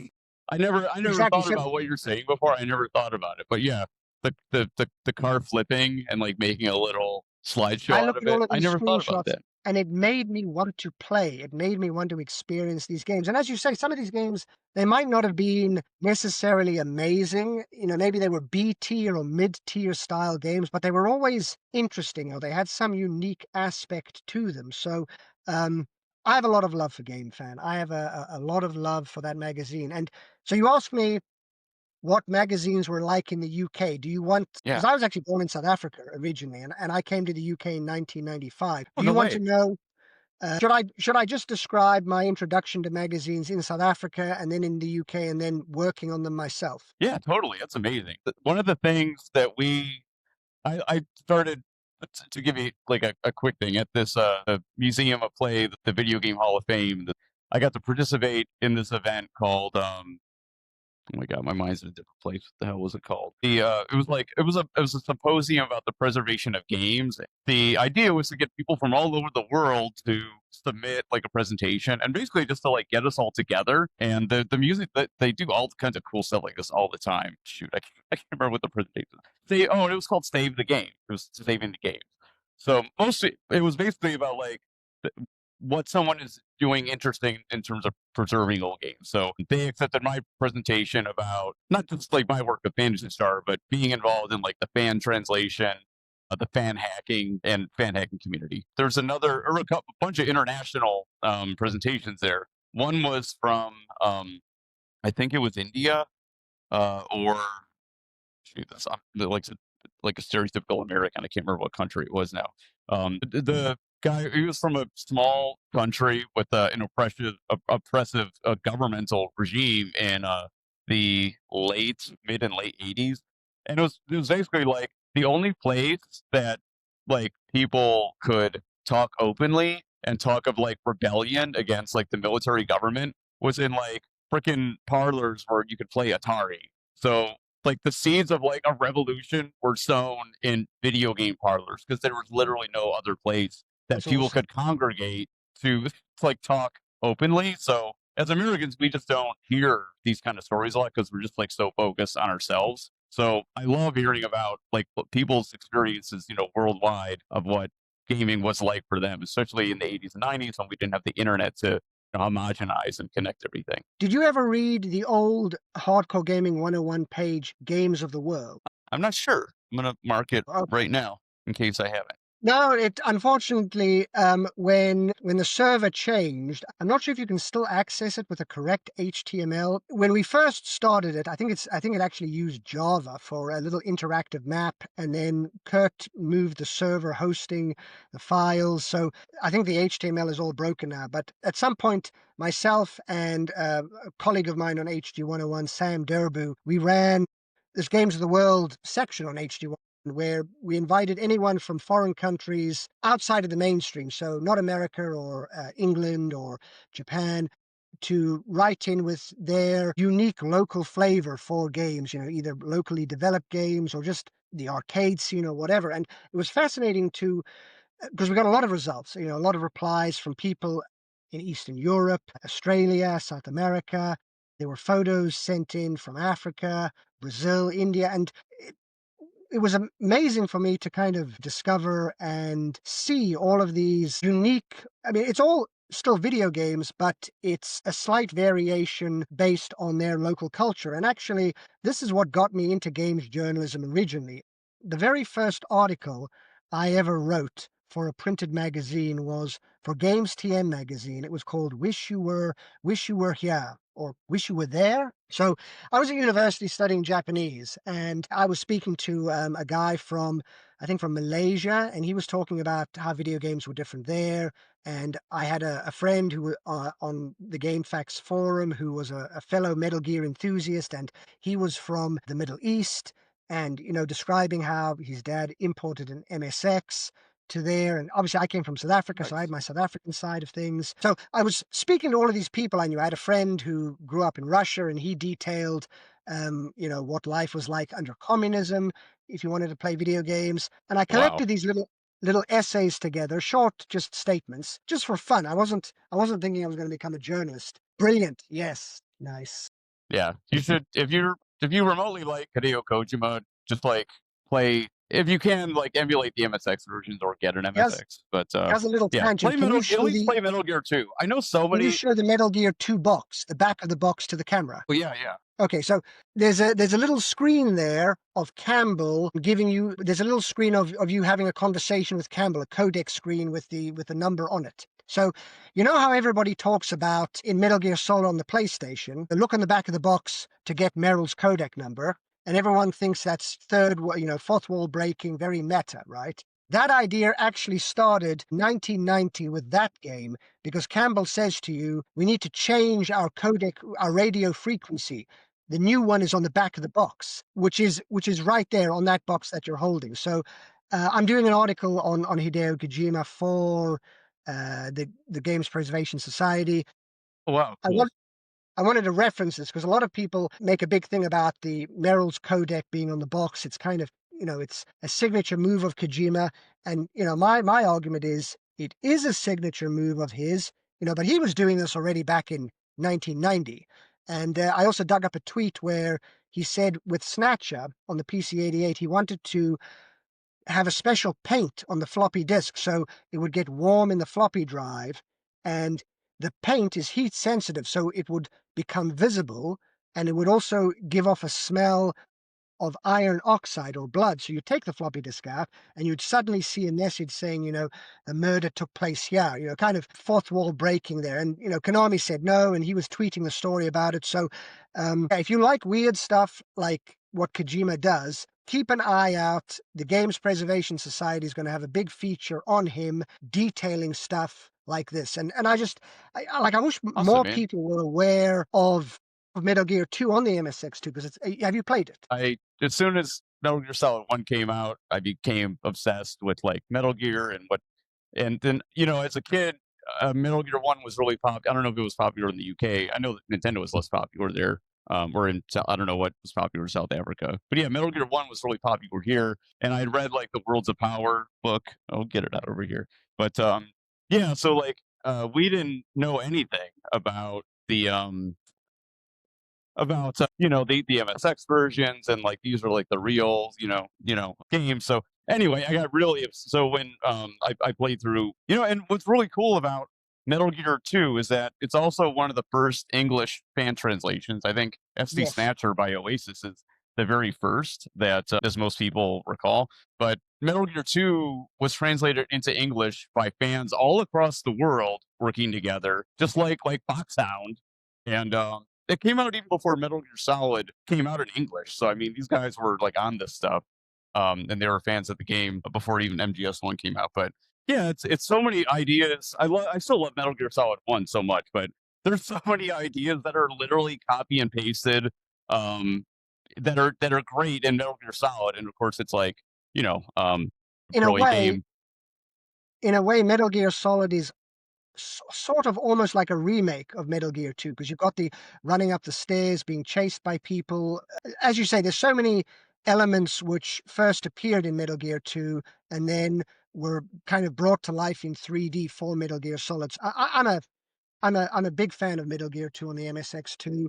Really great game. Really cool to see that you've got it because it's quite a rare prized item. Yeah, So kind of the last couple of years, kind of went on a tear and just like what are like when I was in Japan, I learned about just a lot of it's just like learning about like so many games and just like wanting to have that emotional connection. And even if I'm playing a game that's been translated into English, I really like having like the Japan. I really like I sold my copy of like Panzer Saga, the American version, but I got the Japanese version so I can sell the manual and I can put like the English version like inside my case. But yeah, for shoot. Oh yeah, so yeah. Anyway, everyone should play Metal Gear Shoot. I did want to Panzer highlight Dragoon one of Saga, the. by the way, is one of the finest games ever made in the history of the industry. Such a good game. Like even today, I was lucky enough to play it back in the day before it got expensive, and even to this day when I replay it, it is a masterpiece, an absolute masterpiece. And it's tragic that Sega destroyed the source code, so we might never see it remastered or re-released, which really pains me actually. Yeah, I know. I need to play it again. And it's so short too. But I wanted to highlight another thing that is great about your writing in that so as we went over like in America, it's like a well-known story if you're a Kojima fan that Metal Gear was popular on Nintendo in America.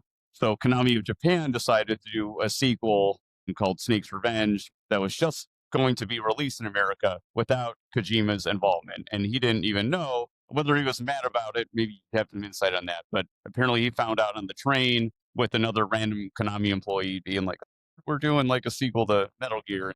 He was like, well, I'm going to do like a real sequel to Metal Gear. And then he made Metal Gear 2, which is one of the best 8-bit games, certainly, and one of the best video games probably ever made. You're in one of your books, you talk about it's then Snake's Revenge is not regarded as a good game now, especially in the mirror, in the view of oh, it's not a real Hideo Kojima game, and there's some like broken crap in it. But your article, tell me, like, just talk real quick about your article. And this is what I love about your perspective Well, as I a I writer and a video game personally historian. I personally love Snake's Revenge. I think it's one of my favorite games on the NES. And there's an interview with Hideo Kojima where he officially says he felt it was authentic to the Metal Gear formula.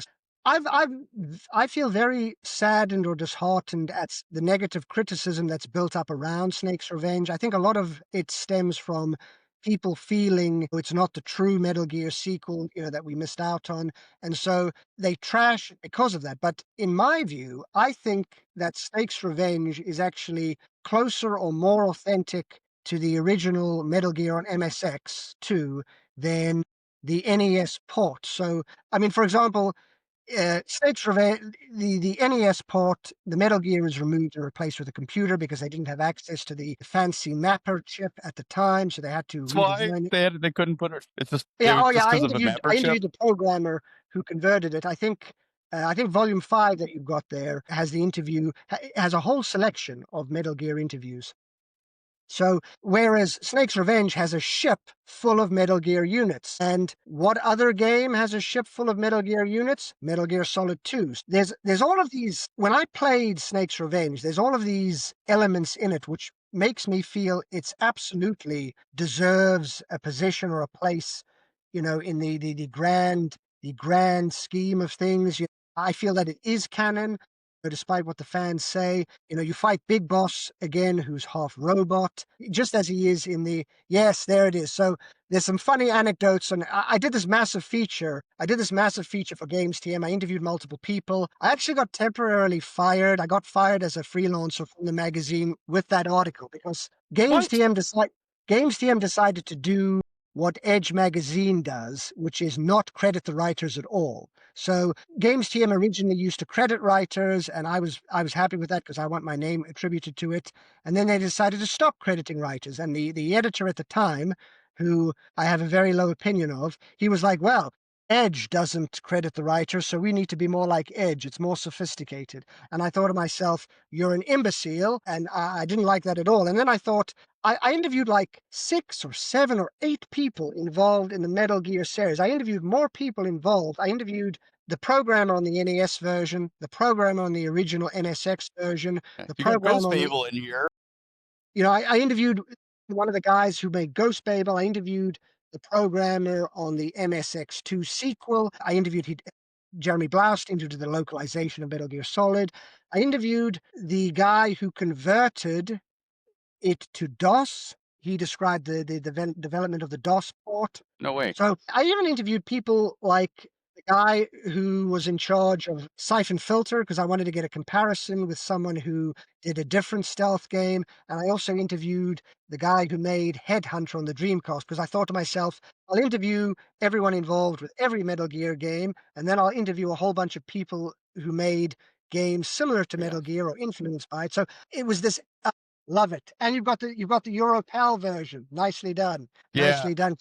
I bought this because of John's recommend. I had always wanted to play this, and I bought it on John's uh, very, very, very high recommendation. And it's like, if you're a Dreamcast fan or a Sega fan, and you're pissed that we never got like in Metal Gear Solid, it's don't expect Metal Gear Solid in terms of like the production, quality and everything. But it's a really, really, really cool game. And it's really great. I'm in the Enjoy middle of it it on right its now. own terms. But don't play Yeah, the sequel. I don't like the sequel at all because they removed the bike sections, which I loved. And they also did this weird thing to the aiming, so the aiming wobbles around. Anyway, the reason I got fired was I'm sitting here and I'm thinking to myself, you're paying me this I think I got like 50 quid a page. So it's not a lot of money. And I have just acquired 10 developers from around the world who've worked on every Metal Gear game and rivals to the Metal Gear series.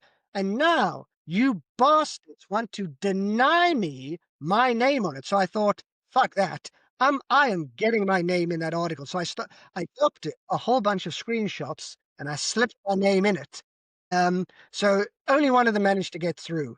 The one on the MSX screen where I doctored my name in, they got rid of that. The Metal Gear Online screenshot, you can see Szczepaniak there. But the thing that got me fired was on Metal Gear Solid, it lists the staff on the opening, on the opening to Metal Gear Solid, Hideo Kojima and other producers or whatever. So when there was like a list of like 2 or 3 staff, I copied the font and I typed my name in at the bottom, and I thought, are they going to notice this? Is this going to slip through? And apparently, it was like hours away from going to the printer where one of the guys spotted it, and they Oh, had to have this emergency replacement of the screenshot. And then the editor was furious. He was like, trying to defy my orders. No one is meant to be credited in any article. So I got paid for it. He said, you'll get paid for it because we're contracted to pay you, but you're not writing for the company again.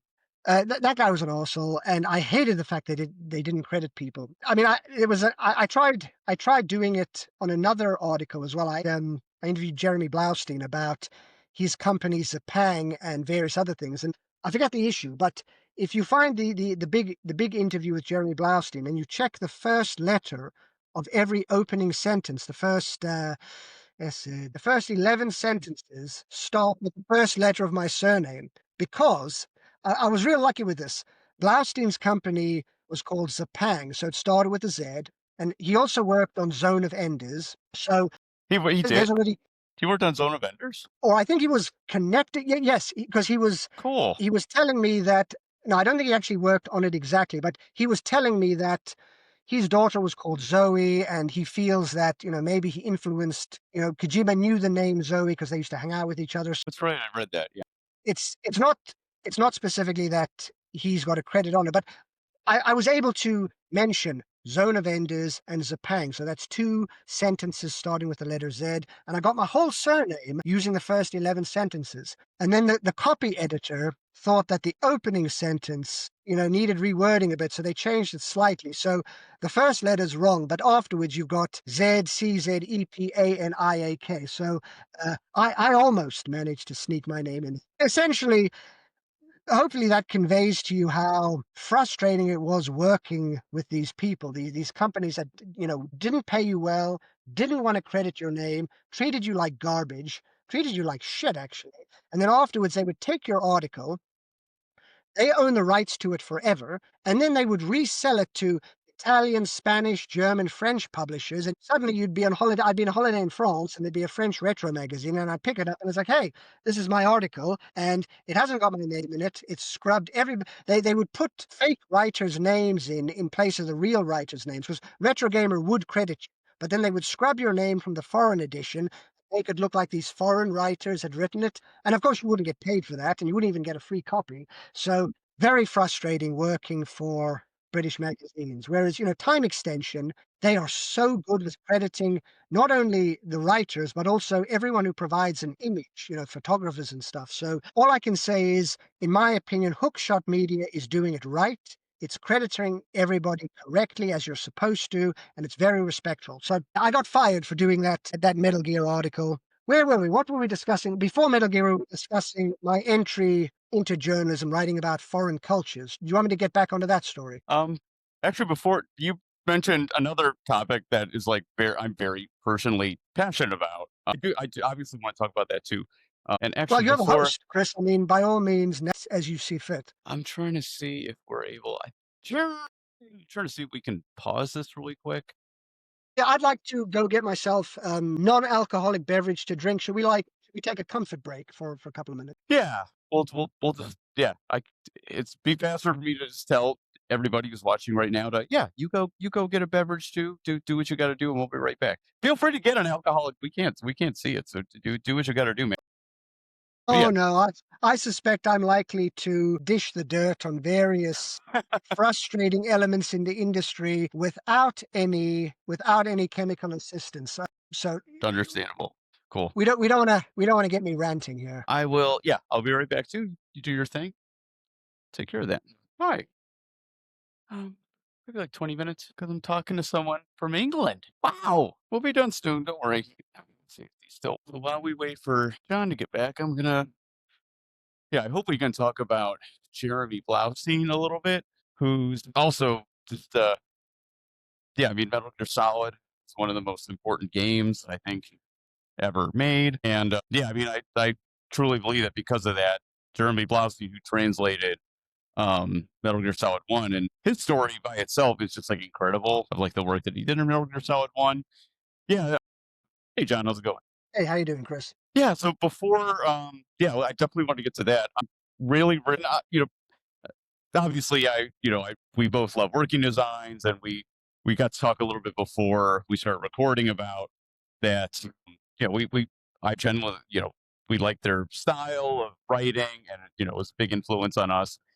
Metal Gear Solid 1 is like similar. I still think it's one of the best written games ever made, and best acted games ever Yes. made. And I would always see in the credits of opening the game, because I would just replay Metal Gear Solid 1 on Extreme over and over and over and over and over again. So this guy, like, I was like, wow, this guy Jeremy Blaustein, that's like, I don't know who this guy is. I mean, this thing, it seems like an incredible job to translate all of this game, which is one of the best acted, and it's hard to like overstate how important I think Metal Gear Solid 1's actually like underappreciated in terms of its contribution to games in general, because even just like the quality of like writing in games, and like the like the vocabulary in the game, it's just like a quantum leap over anything that I can think of that was made before that. And part of like so he also worked on Snatcher, and it's part of why Snatcher is like such a good translation in English and great voice acting.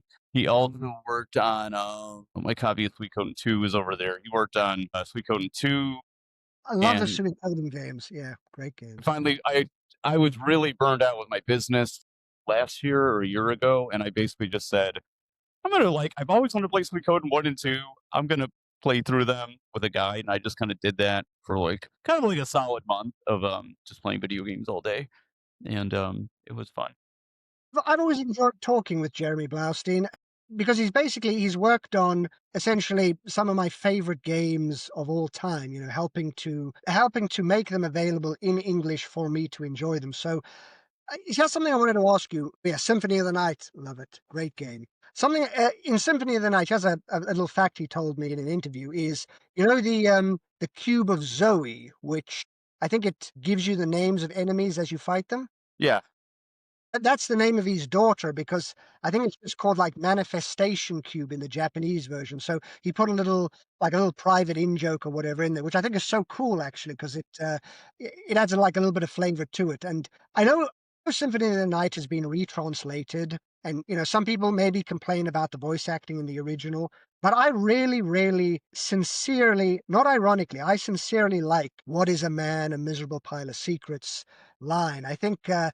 It's got a kind of a Shakespearean feel to it. There's a kind of an energy and a passion. yeah. I like It's the I original. think it's I either I read from you or another interview. It's from something. It's not, and it's I'm not saying Yes, you like copied it, but it's something from classical, or he.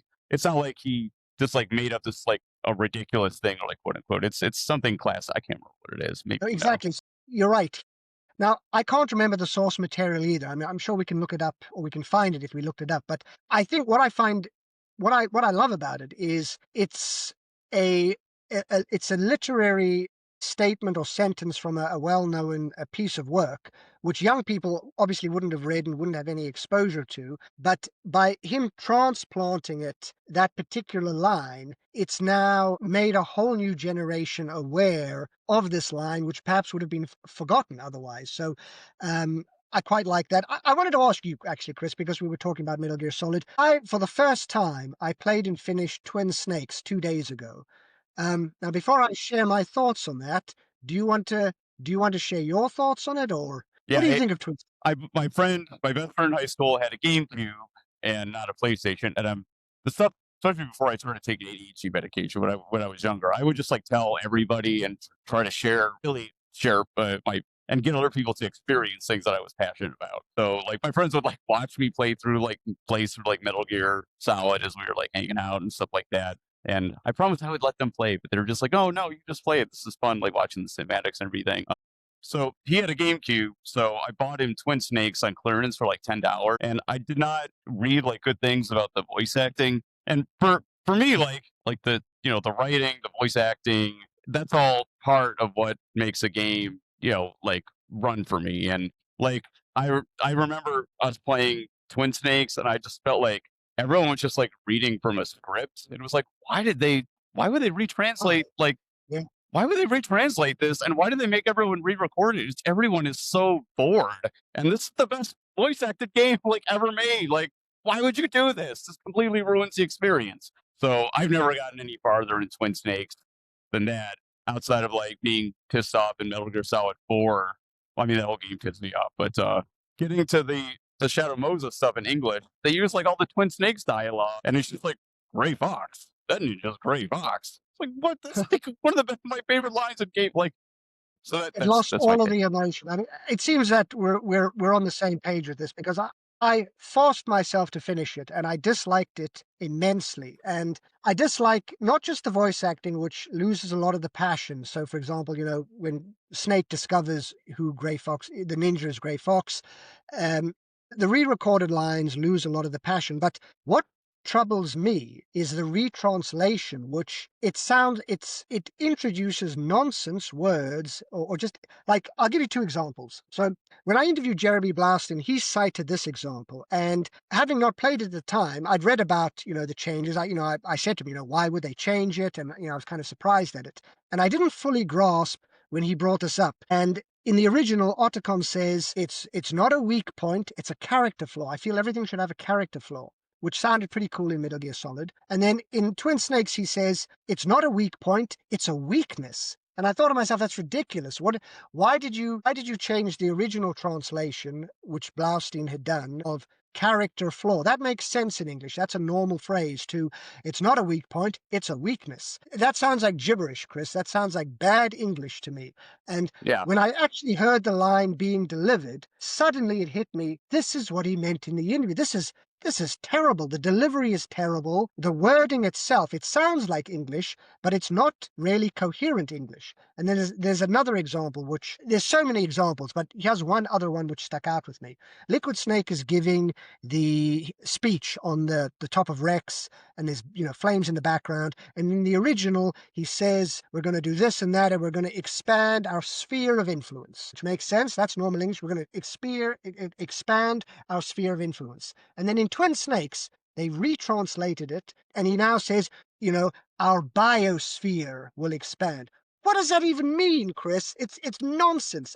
Like, because I've as you have played Metal Gear Solid so many times, and I love it. I think the localization is perfect. I wouldn't change anything. I don't feel that there was no part of the original where I thought, that could use improving or whatever. For me, the original game, the original experience, the localization, it's good as is. You can't smooth the ice. You can't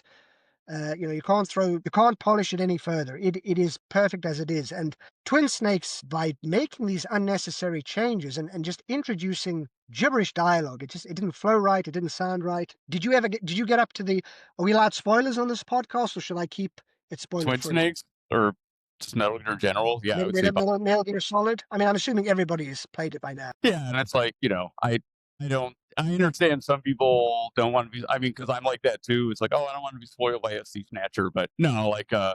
Let's go for it. So the death of Sniper Wolf in the first one, it's a tightly directed scene that, the music, that Irish music, the best of yet to come kicks in. She's clutching her rifle. I'm not gonna lie, Chris, I cried adult tears when I watched that. It is so emotionally moving. Odicon is quiet because he's in love with her, and you don't see the wolves. You hear them in the background. It is a beautiful, exquisite scene, one of the most emotional that I've seen in a video game. And the sequel Yeah, I agree. turns it into a comedy because Otacon trips over, so they're playing it for laughs because he's fumbling around like an idiot, which I didn't like. There's no music. They didn't. I don't understand why. Because the best is yet to come is one of the. Maybe you can insert the song into your podcast, Jeff, for a little bit for the viewers to hear.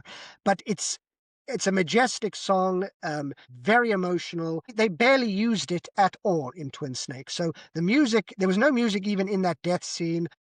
Wow, how The can you whole thing picture that? was the whole thing was rejigged. I mean, you can look it up to see that I'm not exaggerating here. They butchered this beautifully directed emotional scene, and they played it for comedy, and they changed the dialogue.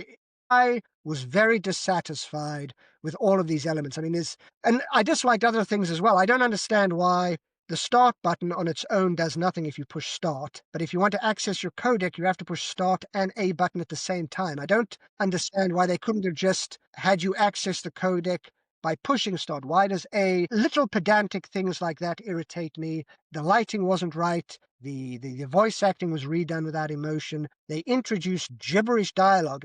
It's not a weak point, it's a weakness. What does that even mean? That Yeah, oh my god. our biosphere is going to expand. He means our sphere of influence. That makes sense. That is logical English that I can process in my mind. But they changed it to our biosphere. What does that mean? What is that meant to convey to the audience? These are three examples with the death of Sniper Wolf, but I forced myself through gritted teeth to finish Twin Snakes, and at every instance, I was calling up videos on YouTube of the original because I think to myself, maybe I'm just remembering it wrong. Maybe the original was actually like this. Maybe it's, rose-tinted glasses or whatever. And then I'd watch the dialogue or the gameplay, or I'd see even the graphic. I actually prefer the graphics on the PS1. I think the low-res textures gave us sort of a gritty dirtiness to Shadow Moses. Everything was Oh a little yeah. bit The game looks too clean. especially if you everything's different now if you're, like, emulating it or playing it on, like, the HD collection, but it's like, these games were meant to be played and, like, I think that I'm not a big fan of the 64, but it's like, oh, I love Star Fox 64, for instance, and, like, when I started my business and I wasn't used to see I would set up CRTs at bars, and I would have, so I'd have, like, a 64 on, like, a little, like, 19-inch screen. 64 games look freaking awesome in composite on Mm, a tube TV, and mm. Metal Gear Solid is the same thing. The game looks incredible when it's viewed like as it's meant to be seen on it. Like, Yes, on a CRT, exactly. Like, so,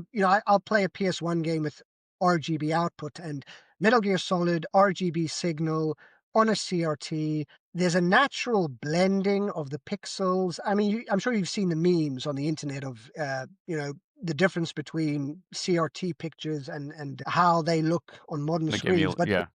yeah, these games are made for those screens. And speaking of the if you mod the N64 or RGB output, which some US models of N64 can be modded, I've got one, it looks even better. Oh yeah. It just as an aside, I'll show you something real quick because I've only been to England once. I got to go there with my wife for a wedding, and Oh, when was this? this was at a retro 2016. Okay, So I was like, this never got released in America, the style of nice, 64. So I picked this up while I was there, and I did just put American Guts, and I modded it for RGB, so I could right. play it in like my setup. And it's like, Oh, what a cool 64. that's so cool. So you kept the shell, the aesthetic design of the shell, but you replaced the innards with the superior 60 hertz American model. Is that correct? Yeah, which I hate. I still have my PAL version and everything. I hate doing this stuff, like just replacing the shell. But there's no way that I could find to Oh, I think it's modify the fabulous. hardware to do NTSC at 60 hertz like properly. So I was just like, no, well, but yeah, I Now just thought this you'd enjoy that. actually reminds me of a funny story. Do you know Lost Odyssey on the Xbox 360? Yeah, I never played it. It's Okay, cool. so the American box or the American and Euro boxes are terrible. They crammed like 3 discs on a single spindle, and they didn't have room for the 4th disc, so they put in a paper envelope, but the paper envelope over time leaches residue onto the top of the disc, so it doesn't work, and the art is crap. So when I was in Japan, I saw a junk bin, and for 200 yen, which is like what, $2, there was the Japanese one, which comes in a much bigger box. Every disc is on its own little plate. It's got Japanese washi paper, that thick, fancy paper that they do the posh art on. It's like a kind of a coarse paper with gold leaf. It's such a beautiful package. So I bought that. I gave the discs away to a friend because I didn't want to play the Japanese discs, and then I just put my Euro discs in the Japanese box, and it's like the best of both worlds. So when I saw, your reskin with the N64, I thought to myself, yes, that is a brilliant idea. More people should do that, actually. That's fantastic. Yeah, I think it's fun. It's like I try not to do emulation or anything that's like quote unquote I don't know, let's say like not kosher. So I really like the idea of that when I play here like Dragon, like, so it's like I did play Dragon Quest 3 on my EverDrive, but I just haven't converted like my cartridge yet. But it's just something fun because you can. This is a whole other thing I could do, but like it's basically like if you never like looked at the inside of a card, you can take the EEPROM off, and either if it's a Genesis game, you can like literally just program an EEPROM and put it on here and put like the English version on, or Oh, so you actually replace EPROMs on your Japanese games? yeah, let me quickly. I'll show you one here real Oh, that's quick that I awesome. probably have open. So do you have an My Fantasy EPROM Star. burning machine or a writer, basically? Yeah, it's called a T. Oh yeah, here we go. Yeah, they're pretty cheap. It's like a TL. There's like $50, and the EPROMs are getting more expensive because you can only get them off of I just get them off of AliExpress and like Terrace and everything. But yeah, it's still inexpensive to do, and it's nice having like your own cartridge. So there's Fantasy Star 4, which is like I did my project on. So it's like I made a bunch of these for me and for different people. And what sucks is every time I do a new version of my patch, I have to take these off and program a new one. Yeah, Genesis ones are really easy. I know it's a whole different side here, but yeah, you just get like a blank EEPROM with the right size. And for this one, you just have to do two. 'Cause that's just how Fantasy Star 4 came. And yeah, you just program like the English version or like a fan hacked version. So I've got fan translated. I've got lots of fan translated games like in box. Like oh here's my like latest one. And here's another one I have. Like Crusade Recenti is like it's like a $1,000 game or something ridiculous. I just got the Mega Drive version. I do something that will probably make people really mad, which is I just Dremel the size of the cartridge down so I can fit it. Couldn't you Dremel the side of the cartridge port on the Mega Drive and achieve the same effect? I could, but then I'd rather not mutilate my. This is my Genesis that I've had. My main Genesis is the one that I've had since it came when I was in third grade. So I'd rather keep the dust free. I know this makes no sense, and as I'm thinking about it now, I could just put electrical tape or something over the hole that I've made on the Genesis. I don't know. It I just mean, you could also get a cartridge extender, like a pass-through cartridge. yeah, and I use like the Game Genie for Yeah, yeah. Uh, that's what I mostly do. Like, I couldn't do this to like my Alien Soldier. It's like, man, Alien Soldier is like a $500 game, so I can't do this to like my Alien Soldiers that they're intact on here, and you can just use a Game Genie. But if you use a Game Genie, you can't use the battery save. Someone could correct me if I'm wrong, but I don't think if it's attached to the Game Genie, even as a pass through, I don't think you can I save. wasn't aware of that. Yeah, so this is my latest one is I just did Monster World 4 because I was on it's beautifully animated. I always wanted to play this, and I just did yeah, same thing. I Well, just these are electrical tape excellent. the thing. I'm really impressed with this. So you have basically the whole experience of the package and the artifact itself, the original cartridge, even with the original label, but by changing the EEPROM, you can enjoy it in your personal native language. That's excellent. Yeah, and I know But it's that's like that's hardcore, Chris. That is hardcore. I'm pretty crazy about games, and I always tell people it's like whatever you need to do. Like I'm not a gatekeeper. Like whatever people need to do to enjoy games, they should do. Like as I start to get older, and it's like oh, it's that's why you have kids and like your life changes. I just realized that like not everyone has the time or money to even do the stuff that or the space. Like most people don't have space for a tube. So I can't tell people like, oh, you're not doing it right if if you're playing on like a flat panel. Um, we all have levels of our fandom or whatever, and we all have levels of what is realistic. There's a bunch of arcade games I would love to have a board of, but some of them paying $1,000 a Mm. board for one game. It's just not feasible. We all just have to do. Oh, just because I'm sure. I don't know if you're a Fantasy Star fan at all. Oh, yes, I am actually. I want to do it's I'll show you uh, something really crazy. brilliant. I got the Genesis version of Fantasy Star, which cannot support the FM, even if this cartridge physically can't support the FM because the way it was made. So I took out the this one. I did not have to mutilate the cartridge. I took out the board that was on here, so I kept that. I put Monopoly for Master System. I put the Phantasy Star 1 on that, and it's Monopoly has a battery, so it can save. This fits in a Master System without modification. A Japanese Mega Drive game fits in at least an American Master System without. I'll Oh, just show wow. you because it's like it's so crazy, just like so weird. That's right. I seem to recall that it uses the Mega Drive's ability to play the Master System games. So this cartridge, it basically has the Master System with a software power base converter, essentially, like the original Japanese cartridge of this, the the Mega Drive re-release. So just a Master System board inside the shell of the Mega Drive. I just thought you'd like find this amusing. And to my surprise, I didn't even have to modify. So this is basically a Japanese Mega Drive game that I got to work in a Master System, and it just happens to the pins line up perfectly. Isn't that weird? I love it. A cool, weird trivia, that is what I live for. I love discovering, little anecdotes like that. That's brilliant. So it's nice. So it's like I have an American copy of Fantasy Star, but I mean, like if you're a Fantasy Star fan, you got to like have that art, on your Mm. shelf, like the amazing poster. I So feel I'm a crazy person. I like to have whatever emotionally connects you to a game is what I feel like people should do. Whatever gets you to actually especially play the game. especially beautiful games like this and RPGs with their detailed manuals. I feel very lucky that I was able to play the original Fantasy Star on an actual Master System. I think I played through it back in I want to say 2004 Cool, or really. 5 on a CRT. I loved it.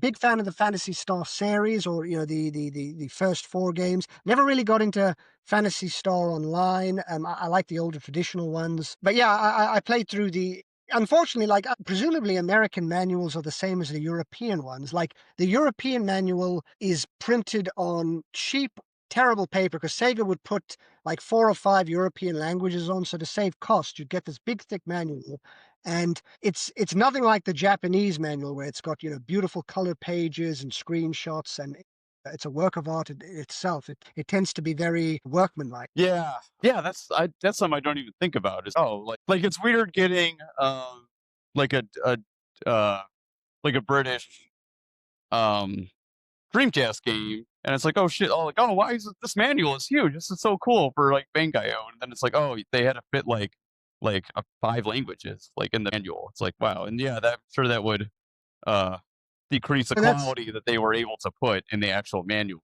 for you. that's the uncensored British version, because I believe the continue screen is different in the US version because there's a sort of a controversial image of you know what I mean? You know what I'm referring No, to? I didn't even know that. I just bought the British one because it was cheaper.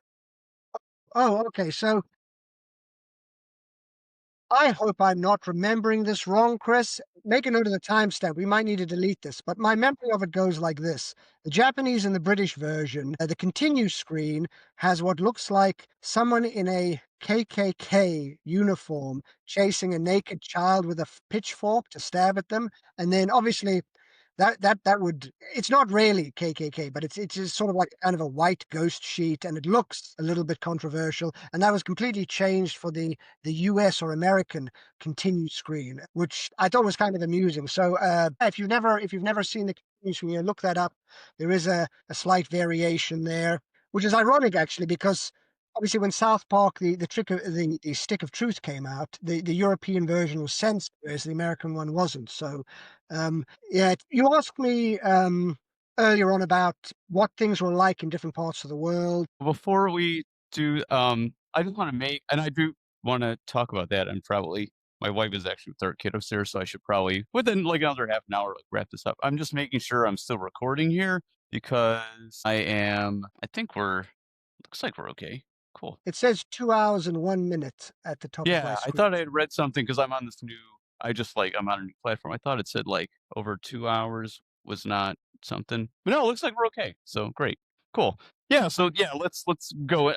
Dan, I'm sorry for the detour because I get like excited Well, no, about that's things, and I'm glad I perfectly could get fine. your opinion and cover the stuff. But yeah, I really want to hear about. Yeah, tell me about like what gaming was like. Yeah, in South Africa, and then when you as you got older.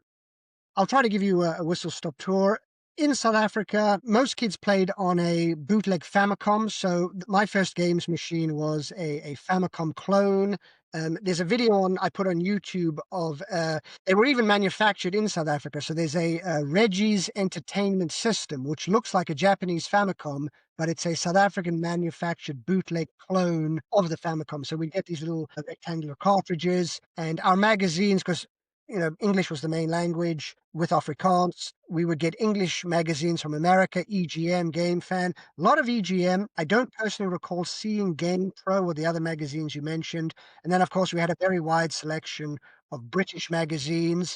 So it was this strange melting pot of imported goods from America and Europe coming into South Africa. Like you go to a games store and because at the time there wasn't a lot of official support from Nintendo. There was a little bit of official support from Sega. They were trying to make inroads in with their official Mega Drive in South Africa. Nintendo didn't really support it, so you would have to import or buy a grey import or a bootleg Famicom. So my introduction to gaming was this strange melange of, American influences and British influences and direct Japanese influences. So, I would That's have a cool. copy of Ice Climber, which would have the seals, which you would have to club, whereas in America they changed it to the little fuzzy white things.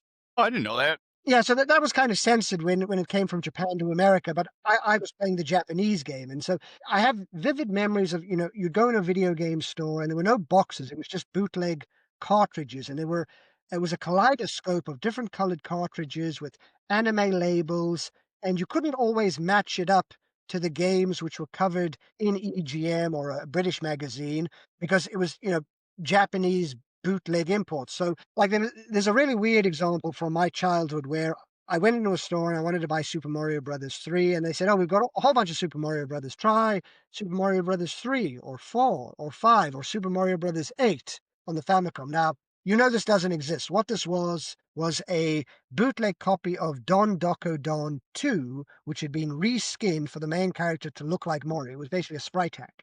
But it had Super Mario 8 on the label. And so I looked at it and it looked pretty good, but I wanted Mario 3 because I'd seen Mario 3 on an episode of Video Power, which was on South African television from Oh, I've heard of America. that. I've never seen it, but I've heard it was British show, right? No, Video Power was an American show. Oh, okay. What am I thinking of But then? Okay, the I UK had a lot of TV shows as well. So we had this bizarre mix from all these different countries. But the thing is, for me as a child, before getting the internet, for years, I used to just think, wow, there were 8 Mario games on the NES or the Famicom. Maybe I should look into these one of these days. Or I wonder why this British magazine never talks about Mario. And then years later, I realized, it was a sprite hack because it was bootlegs. So I grew up in my formative years, before I left South Africa in 1995, my earliest experience of games was everything was exotic, everything was strange and not always well documented.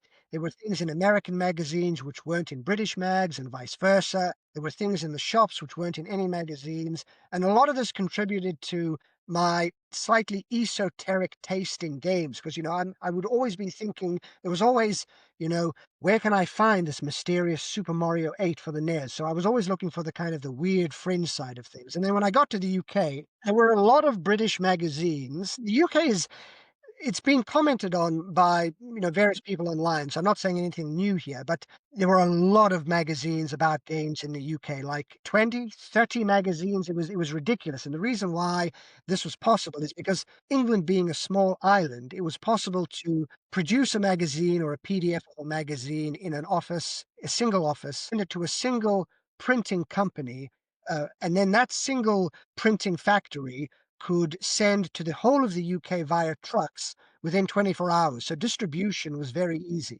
compared to, for example, GameFan. I remember reading that they had to coordinate with 3 different printing factories at 3 different locations in the US, and then they had to coordinate the distribution because obviously America is huge. I think is it the whole of the UK can fit inside the state of Texas or think something like so. that.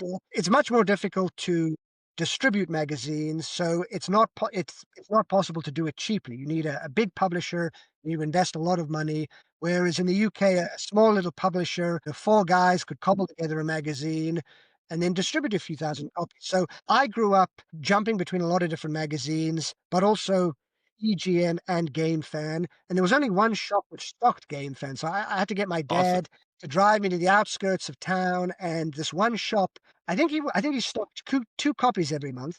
There was three of us buying them. So if you were lucky, you got your issue. If you weren't lucky, maybe 2 months would go by before you could get it. So that instilled in me a sense of, one, I thought Game Fan was beautiful and I loved the coverage it gave, but it was also difficult to get hold of, which made it feel more exotic, like a rare treasure to be sought after.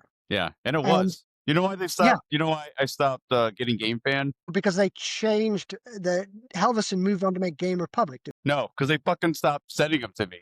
It's like I had an active Yes. subscription, and it was like my favorite thing in the world to get Game Fans, and they just stopped coming. I got a letter like a year later saying, "Oh, we've had some distribution problems. We're really sorry. Yeah, We're yeah. extending your um uh we're extending your subscription like 3 months." And then I got another one in like 1998, and then I never got another one. It's like, man, And all the issues you missed out on, yeah. yeah. I feel the pain. So that was the situation regarding magazines, and then regarding games, this is this is perhaps if you haven't lived this, this is difficult to articulate or to grasp what it would have been like in the UK. We have a different TV system called PAL, PAL, and our TVs run at 50 hertz. And since games machines like the SNES or the Mega Drive were made in Japan, which is 60 hertz, the same as America, between Japan and America, everything would run full screen, full speed, because it was designed for that 60 hertz television style. That was the technology you used. So when they brought these systems over, when it ran in 50 hertz, we would have a black border at the top and bottom. Our graphics would be squished. Everything would be distorted or not with the correct ratios. And it would run, I think it was like 17.5% slower. Instead of you guys getting 60 frames every second, we would only get 50 frames every second. So you'd play a game like Wave Race on the N64. If you played the British PAL version, squashed graphics, it'd be like playing molasses because it would run so slowly. So And South there was Africa this. was PAL too. Is that right? Yes, yes, South Africa was PAL. However, there was a lot of gray imports from America and Japan because there was no official support. So, in a perverse kind of way, the fact that Nintendo couldn't be bothered. I mean, I've spoken with a guy who did research, and Nintendo did trial some preliminary attempt to enter the market, but because the bootleg market was so strong, they didn't really put any effort into it. So there was never really, for the longest time, an official Nintendo market there. So if you wanted to play Super Nintendo, you'd import an American Super Nintendo machine, which would run at 60 hertz, and then you'd have to run it via an RGB SCART cable in order to get the picture to show up on your television. Could you play so you could hook up if you got the SCART cable, you could hook up an NTSC into a PAL TV? Yes, if the PAL TV could accept RGB input and 60 hertz. So my current at the moment I've got a PAL Sony Trinitron, and it accepts NTSC signals from my American N64 and my Japanese PC Engine, and it runs fine. Cool. Certain cheaper models at the time, which it was all about, did your TV have a SCART socket, which is that big rectangular socket on the back? And if it did, then it could accept RGB input and you'd run fine. But a friend of mine, I think his grandmother gave him her cheap old television that she didn't need anymore, and he only had the RF cable, the little circular hole on the back, which was obviously too old, and it couldn't run these imported systems. So this sounds crazy what I'm describing, but essentially that was England in the 1990s, is, struggling with, have you got a decent TV to run an import game system? Can you get a converter cartridge to play import Super Nintendo cartridges? Or I got my PS1 and my Saturn modified to play Japanese and American discs, and then I would have to run it with the RGB SCART cable. And my parents were like, "Oh, we're going to buy a new TV," and I was like, "Oh, make sure it's got a SCART cable on the back so that I can play my import games on it." Yeah, it was the same even with just like S video, was Yeah, because we didn't have RGB. But when I discovered S video, it was like just, it's a million times better than composite. So yeah, then I yeah. became So in charge of the TVs in the house. My mom, same thing. exactly. So in the US, S-video, the quality of S-video is very comparable to RGB SCART. So exactly, if you grew up thinking S-video is the best, it was a similar situation for us wanting RGB and SCART compatible cables and televisions. So there's that whole layer to it, and the fact that British machines ran slower, so you'd want to import a Japanese Mega Drive or an American Super Nintendo. But also, we missed out on so many great games which America received that the UK didn't. So Final Fantasy III, or Final Fantasy VI, as it should have been known. You guys got that on the Super Nintendo, and I remember reading reviews on it. Never came out in the UK. Square just did not bring it over. Then there's the scramble to import copies of Final Fantasy III, which is where a retailer would buy a copy from America. So you'd pay for the full price plus their additional profit on top of it. So instead of paying like 40 quid, you'd be paying 80 quid, like twice the price for a cartridge game. But there was no other way. There was no other way to do it. There was no other way to play Final Fantasy III because it didn't reach the UK until the PS1 port of it. So, and other things as well. So you would play Contra, for example.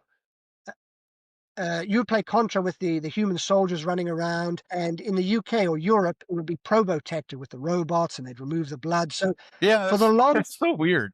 It's like of all the the turtles were the hero turtles. Is that right? Yeah, exactly. Exactly. So it was, if I can convey to you the feeling of living in England in the 90s, it was a constant sensation of not getting the full package here. We're getting slower games, we're getting games later. Like you guys would get a game, let's say, I don't know, let's say in the summer of a year, a particular year or for Christmas, we would get it like between 6 to 12 months later.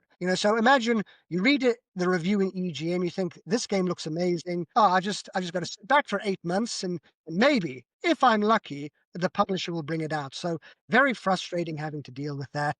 I will say, I the one at least you guys got this game though. It's one of my favorite modern rediscovered. Yes, Terranigma. Yeah. Yeah, Okay, so I wish I had the UK box, but it's like $500. okay, we did get Terranigma, but you guys got so much more. That feels like a tiny little band-aid for a gunshot wound. It's like I know, yeah, we missed out I on so know, many things. But yeah.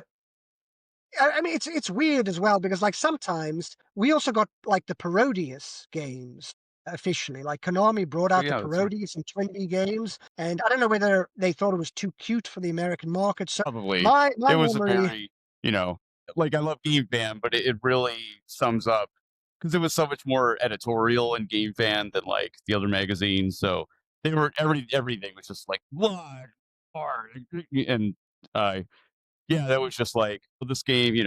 I mean, even just, like our covers. Everything had to look like serious and violent in like that mid '90s period. So yeah, it would have been do you remember the cover for Ico on the PS? oh God, yeah, yeah. I had a copy of that. Yeah. So, like in the UK, we got the nice traditional artwork from Japan, and like I felt really bad that for the US version, they scrapped the artwork and they put a bad CG version of the kid on the front. So that was my experience of growing up in the 90s and the early 2000s in the UK was a constant kind of to and fro of, we're not getting the fastest machines, we're not getting games on time. We got Headhunter. So the Dreamcast actually signified a change in things. So we were then able to select 60 hertz. I remember getting, Sonic Adventure and other games, and it was like, do you want to load this in 60 hertz? Oh, really? That's cool. So we could run it full screen, full speed. Prior to the Dreamcast, I would want everything modded so I could get imports from America because I wanted the superior version.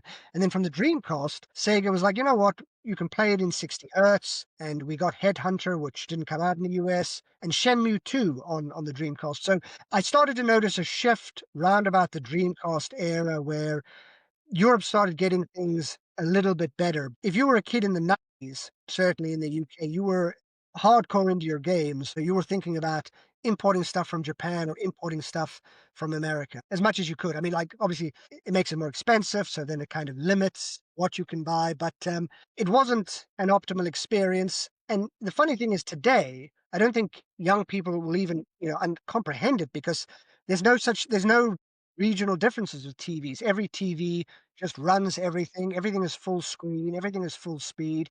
I mean, can you imagine right now, if in England, plugging your PlayStation 5 in your HD TV and it ran 17.5% slower than an American PS5 in the US? People wouldn't put up with that, but that was the kind of thing we had to put up with in the 90s. So, Yeah, I can't very much imagine. a different kind of world.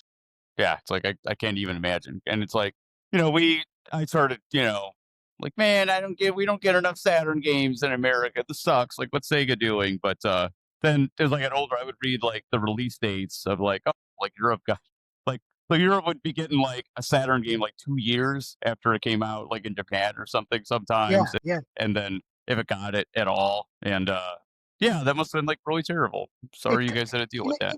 well, in a way, that I that kind of contributed all of these experiences I've been describing to you all kind of roll into the motivation for the book because growing up in the 90s playing video games, I always had this feeling of I can't get what I want to get, which is I want to get a game in full speed. I want to get it on time. I want the full experience, the best experience. And so that frustration encouraged me to import. It encouraged me to start learning Japanese.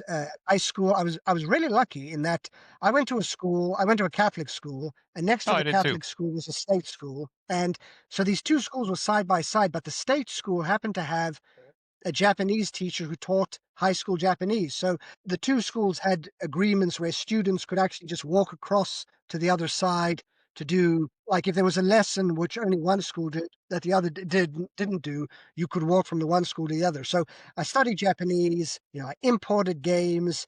It drove this, it planted a seed in me, it ignited this fire, this desire to get what I was felt I was being denied access to, which is these amazing Japanese games, which is why I like working design so much because people criticize them, but you need to think back.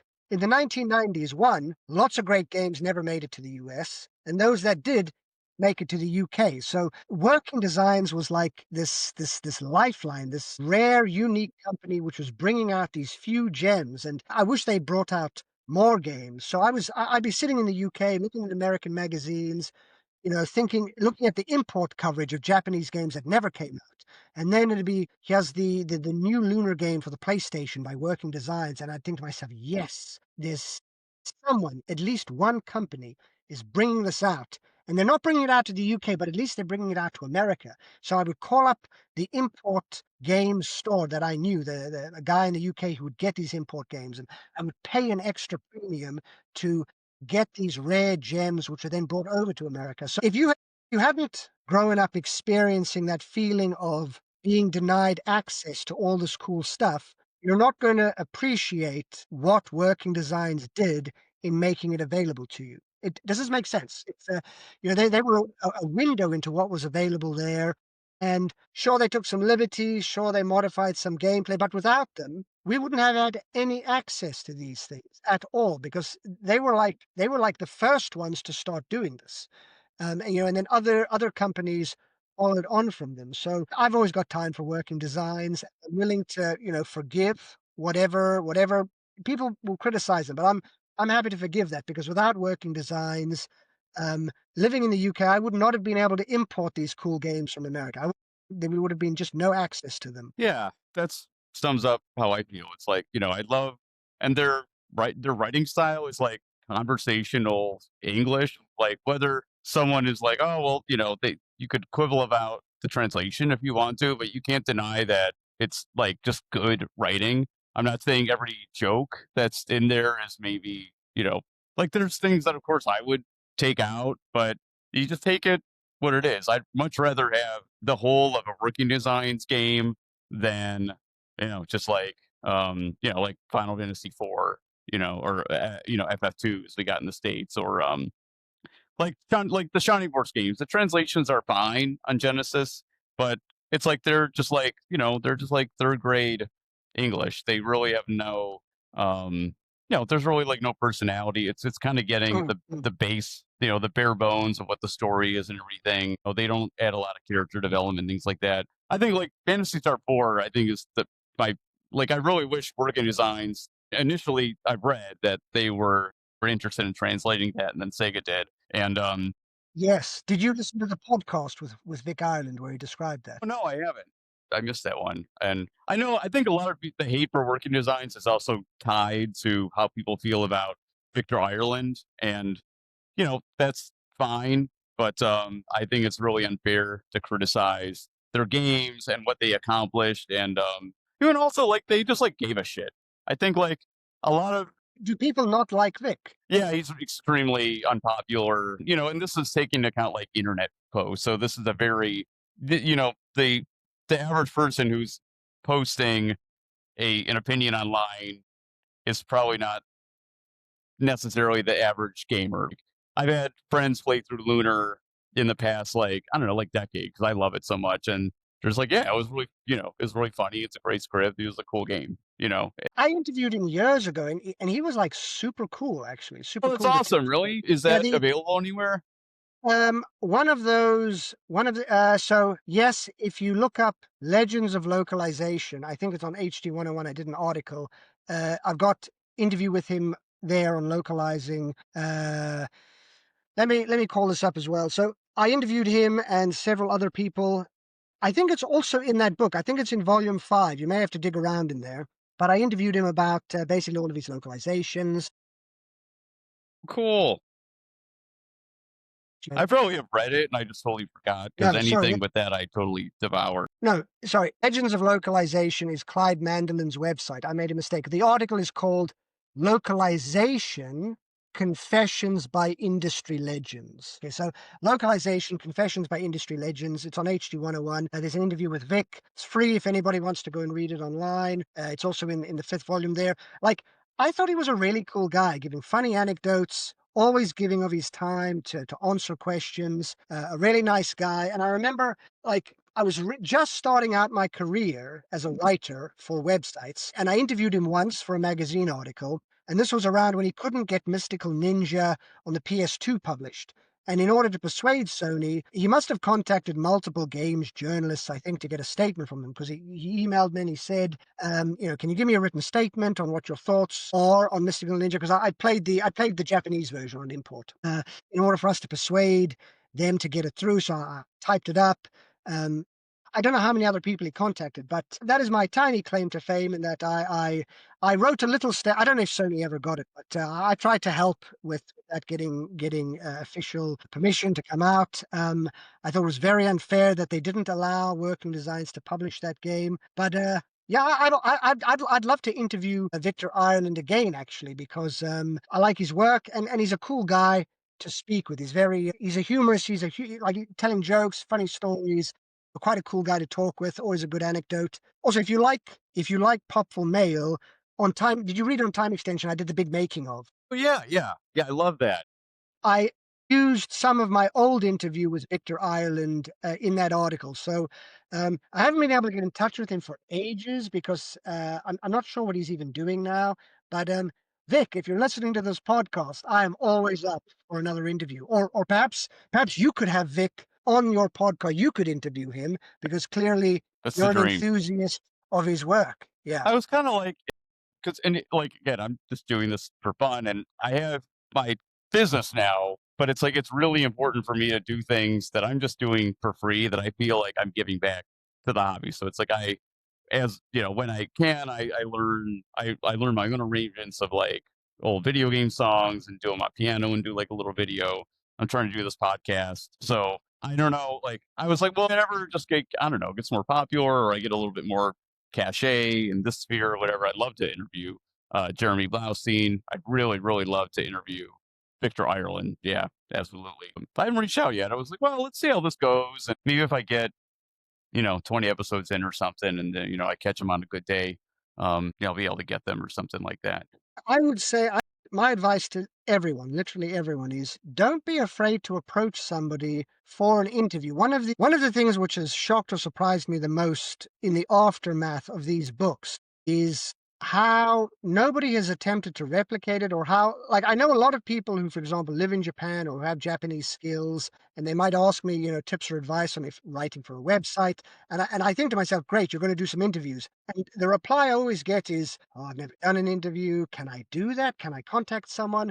And I'm thinking to myself, it's not like you've got to get a license or whatever, like you get your interviewing license and then you're allowed to interview people. Just, make contact, just email people politely, nicely, gently, respectfully through social media, through LinkedIn, approach them in a professional manner, but document their stories. And like the number of people I know who have Japanese language ability and they're so hesitant or reluctant to make, like even people living in Japan, to just interview Japanese developers because it's so easy. I thought it was going to be difficult, but actually, once you reach out and try to contact a few people, you realize that they're happy to talk. Maybe a lot of them haven't been interviewed and they want to talk about it. And a lot of people, sure, some people won't reply, some people will ignore you, some people will say no.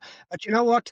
Doesn't matter. Just keep approaching people to do interviews. And if you've got Japanese language ability, do interviews in Japanese because our time is limited. And if you haven't got any foreign language ability, if you can only speak English, then interview English developers. I tracked down a programmer who made Vectrex games back in the early 1980s, like 81, 82. And he ended up moving out of the industry and working for NASA. And I believe he's retired now.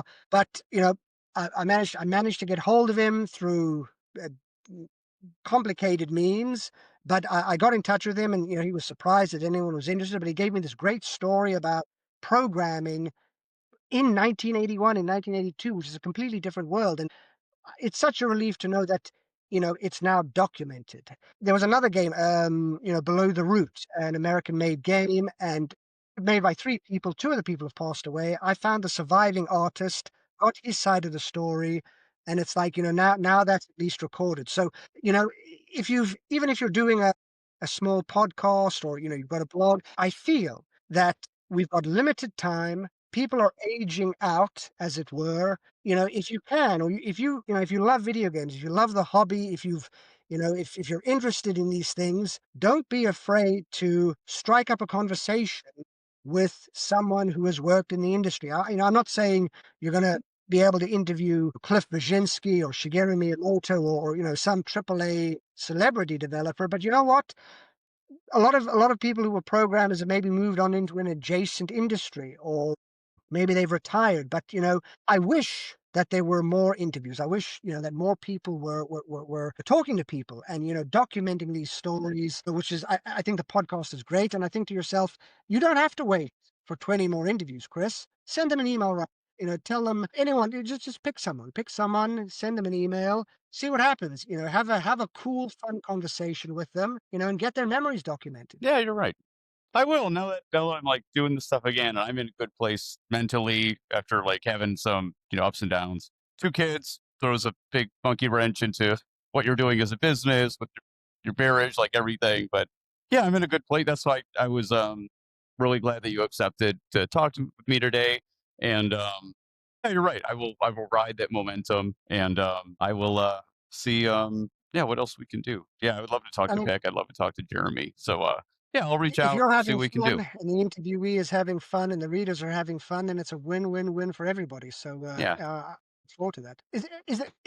We seem to have gone off on several tangents. Are there any specific questions you wanted to ask or anything specific you wanted me to cover? No, I mean that's kind of like again, I don't have like, you know, it sounds like nefarious that like say, but I don't really have an agenda, and I don't mean that in a nefarious or anything way. It's just kind of like I have a couple things that I find interesting, and I kinda I just like hearing, people in part of why I like doing this podcast is to, show people that, like, doesn't matter, like, who you are, like and we all love consuming gaming content and things like that, but I think it's really important to find something that you like to do, to find a little way that you can contribute or showcase someone else's passion or make a game better through fan hacking. It's like whatever you're passionate about, like find a way, like a small way that you can like give back to the industry, or be true to that game or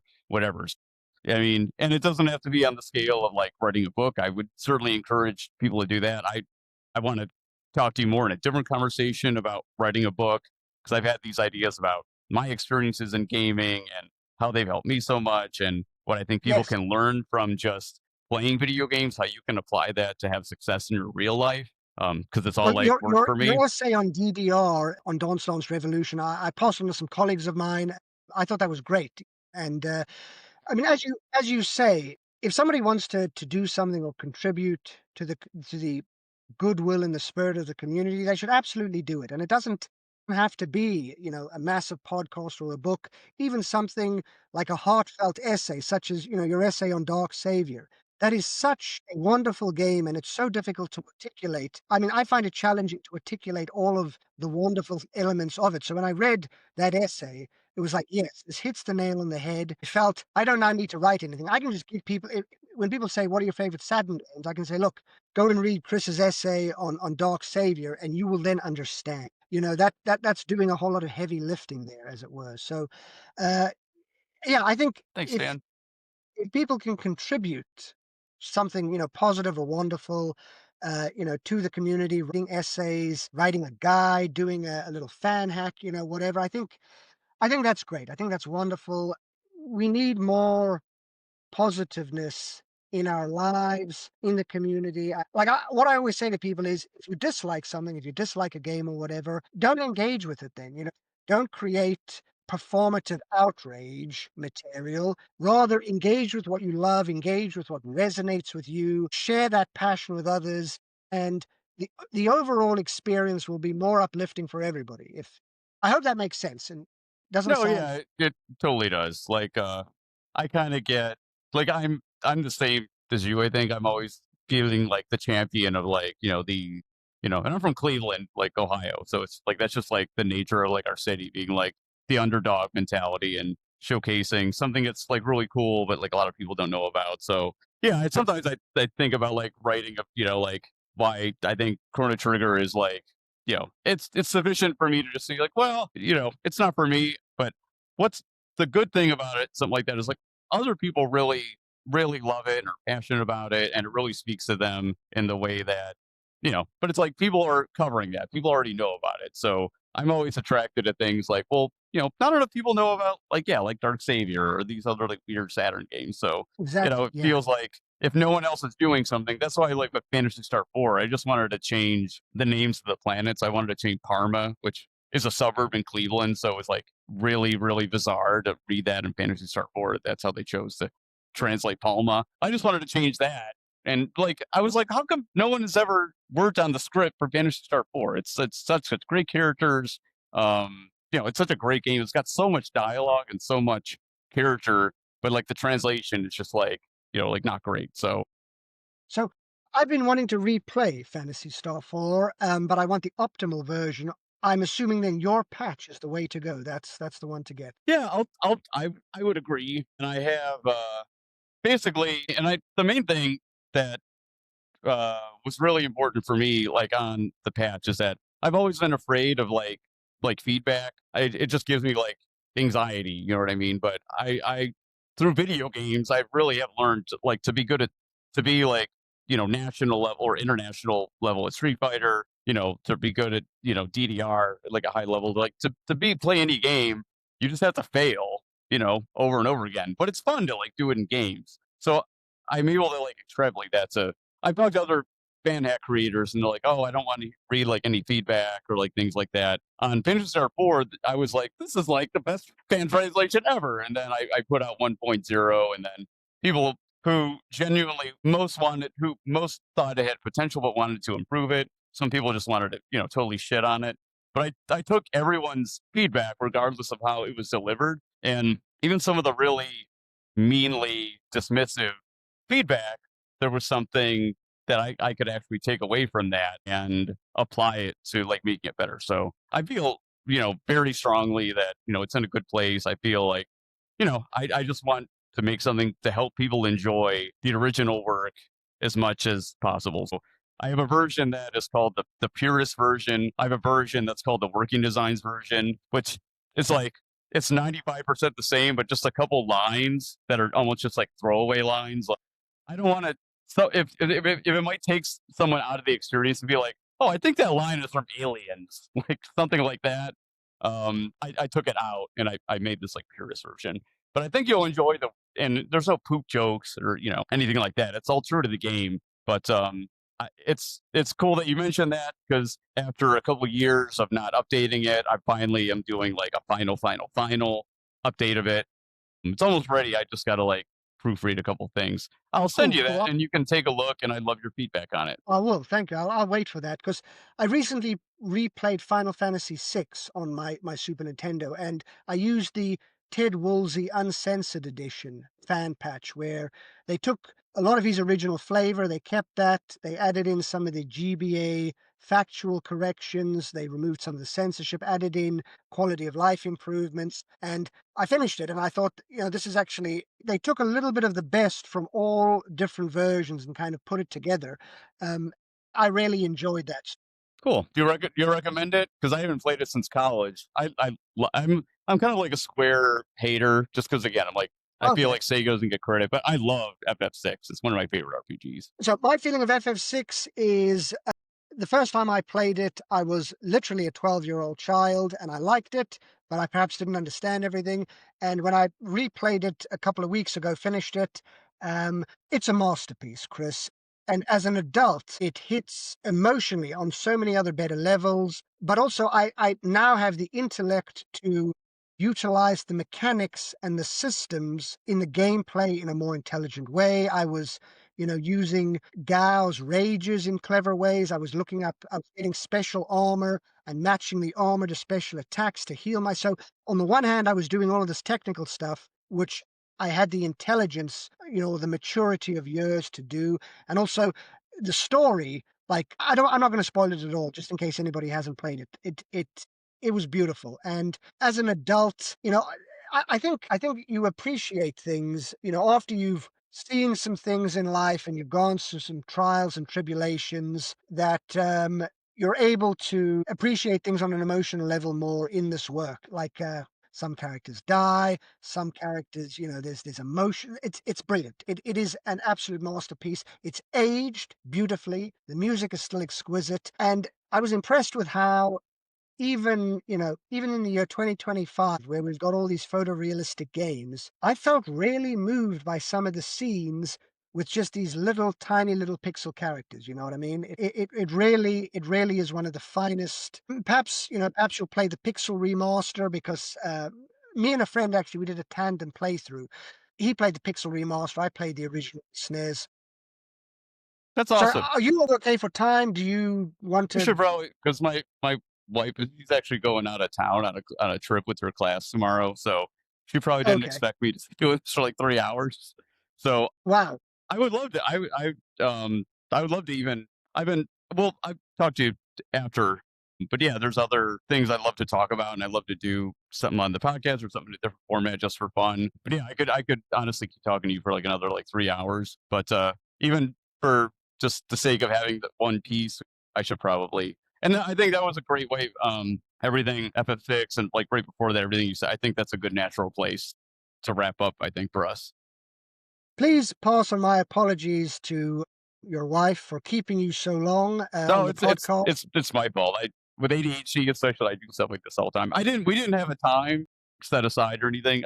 I just didn't communicate with her that like I might be like having a really great time and we might do this for 3 hours. So No, it'll be okay. She'll get over it. I'll take care of the kids the rest of the day. She can have it off if she needs. It's okay. it's been fun to speak with someone so enthusiastic and passionate, and not just an enthusiast, but someone who actually creates fan translations. So it's been deeply enriching. Thank you, Chris. No, thank you, John. I like I said, I think this is one of your book series is one of the most important in English. I think of it as like a relic or a treasure and it's probably not something that is going to be repeated. It's kind of like a Who Framed Roger Rabbit kind of piece to me, where it's like this mix of elements is just probably no one's going to do it again, and and again, like yeah, we're starting to lose developers and things like that of these early Japanese games. So, yeah, I'm just so grateful that you were able to do these. Yeah, so check out all John's pieces on Time Extension. It's the only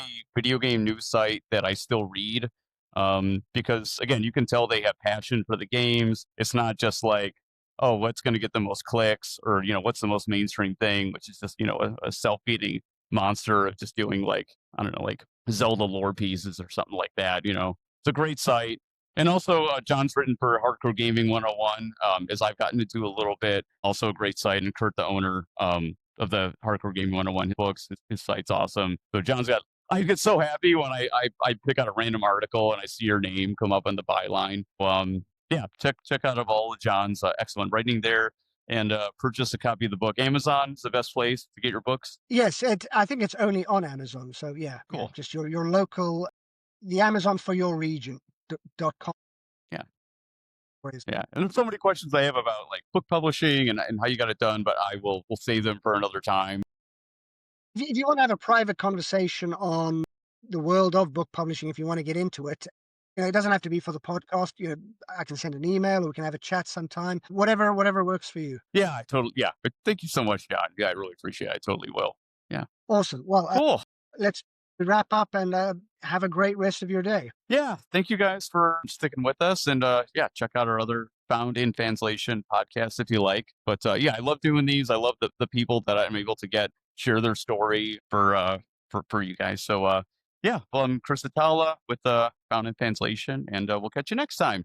Take care. Bye bye, everybody. Cool. Leave. Oh no, not leave. Stop.